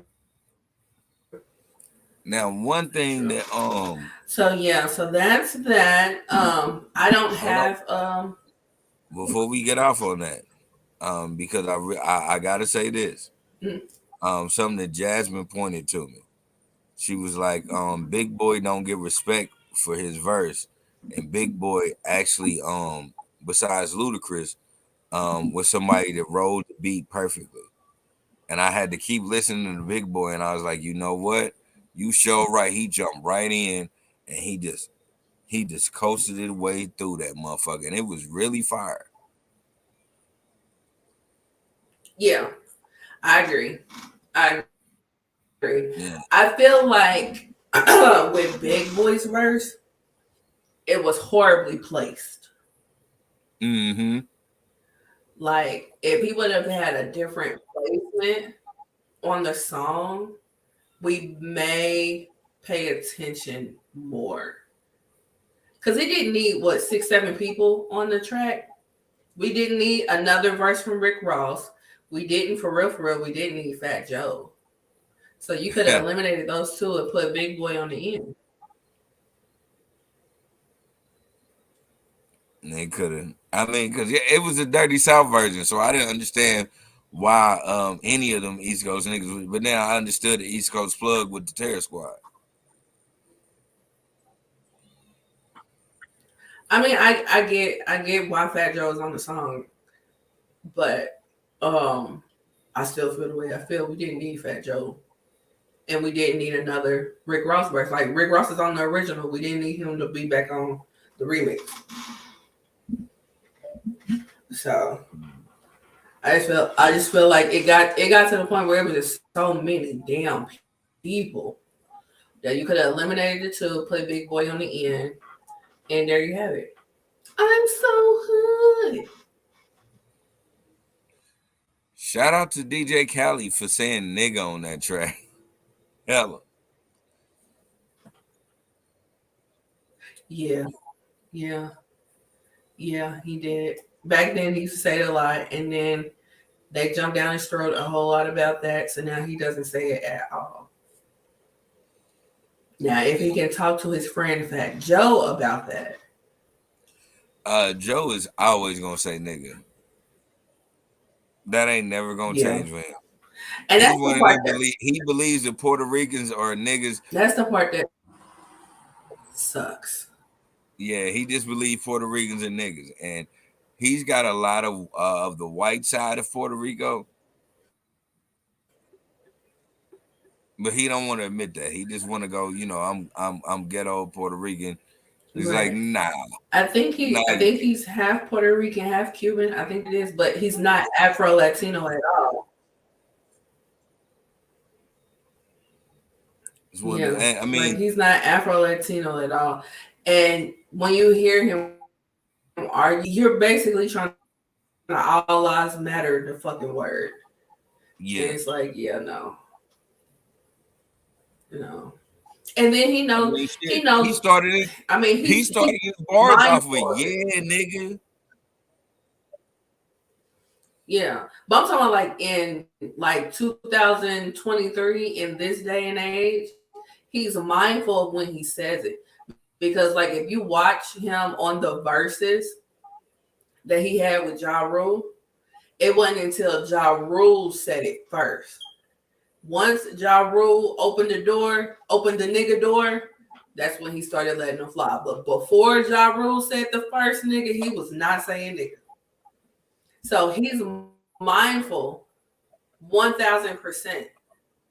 And I guess he feel like he got a clearance under certain situations. And it's just like, no, we still, and that's the part that sucks because like I like Fat Joe, but I don't like that. And it's hard because I don't want to deal with it. But I mean, I feel the same way about Cardi. I hate that she says that fucking word. But there's just some songs that I can't just not ever play. Like I'm gonna play Bodak Yellow, but I hate that she uses that word.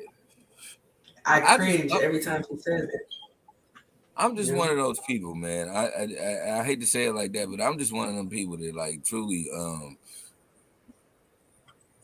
because I just happen to be privy to some things that's in my bloodline. And I'm like, damn, uh, me as a nigga, it's like the ghetto. Like I understand what it is to like be in the ghettos and being in certain areas, and like they kind of formulate to what whatever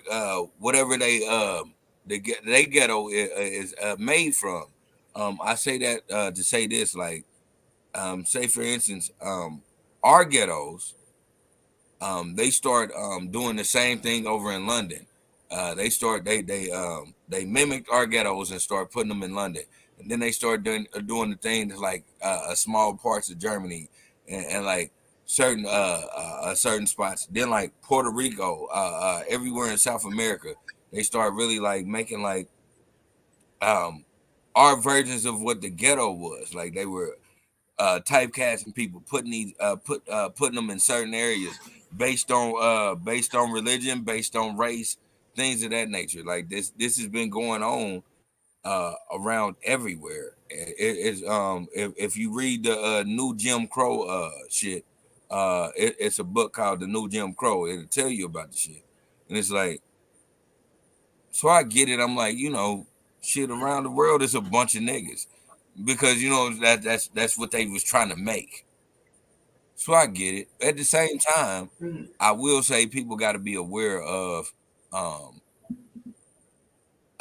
especially as a person of color, you got to be aware of how far your nigga can take you. Some people's nigga don't allow them to say nigga, and y'all have to start realizing that. Yes, just because you a nigga, the nigga that you are doesn't allow you to say nigga. And y'all gonna have to realize that. I hate to say it like that, but that's just the truth. It's like, yeah, you grew up in poverty. You was just you were discriminated on because of your color and all that, and then you rise above. And not only did you rise above, you rose above, and you start fucking with people that wasn't your kind, wasn't your skin folk. So you don't have the right to say nigga to me.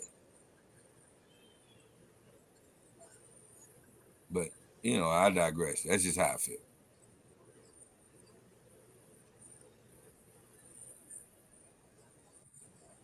Yeah. Okay. All right. Well, I got you. I got you.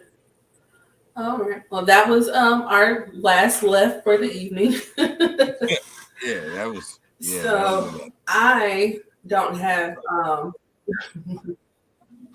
I don't have any last words. So Jerry's final thoughts. Take it away.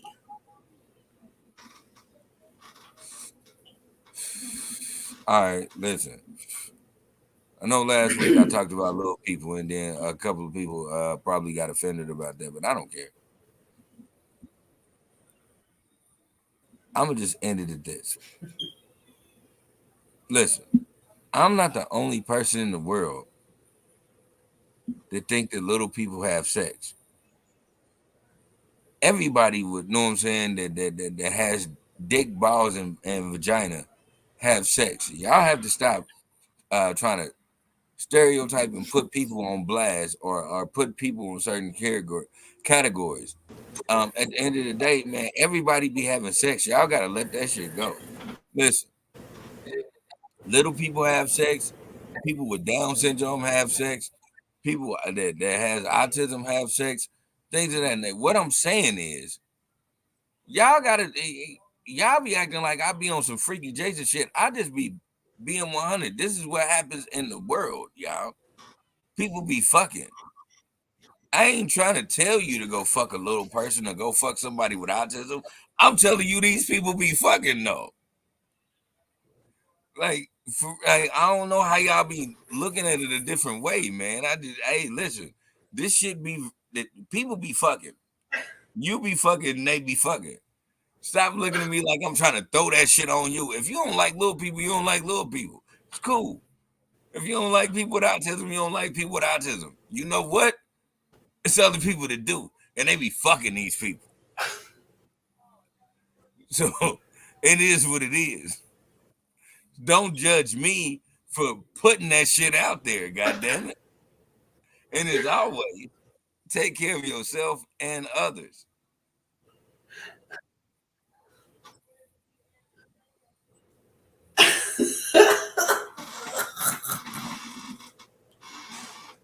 Wow. Yeah. That was not on my list of things that I would expect your final thought to be. But I appreciate it nonetheless. So, this is episode 94.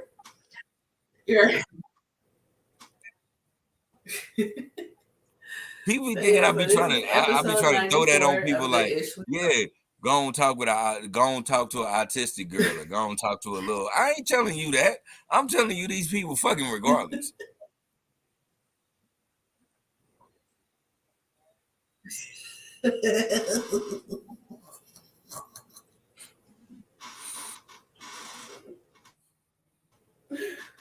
Oh jeez. Oh jeez Louise. All right. Yeah. So at the end of the day, people be fucking shit. That's it. That's all. On that note, this is episode 94. This is episode 94 of the Ish We Talk. And we will see you guys on episode 95.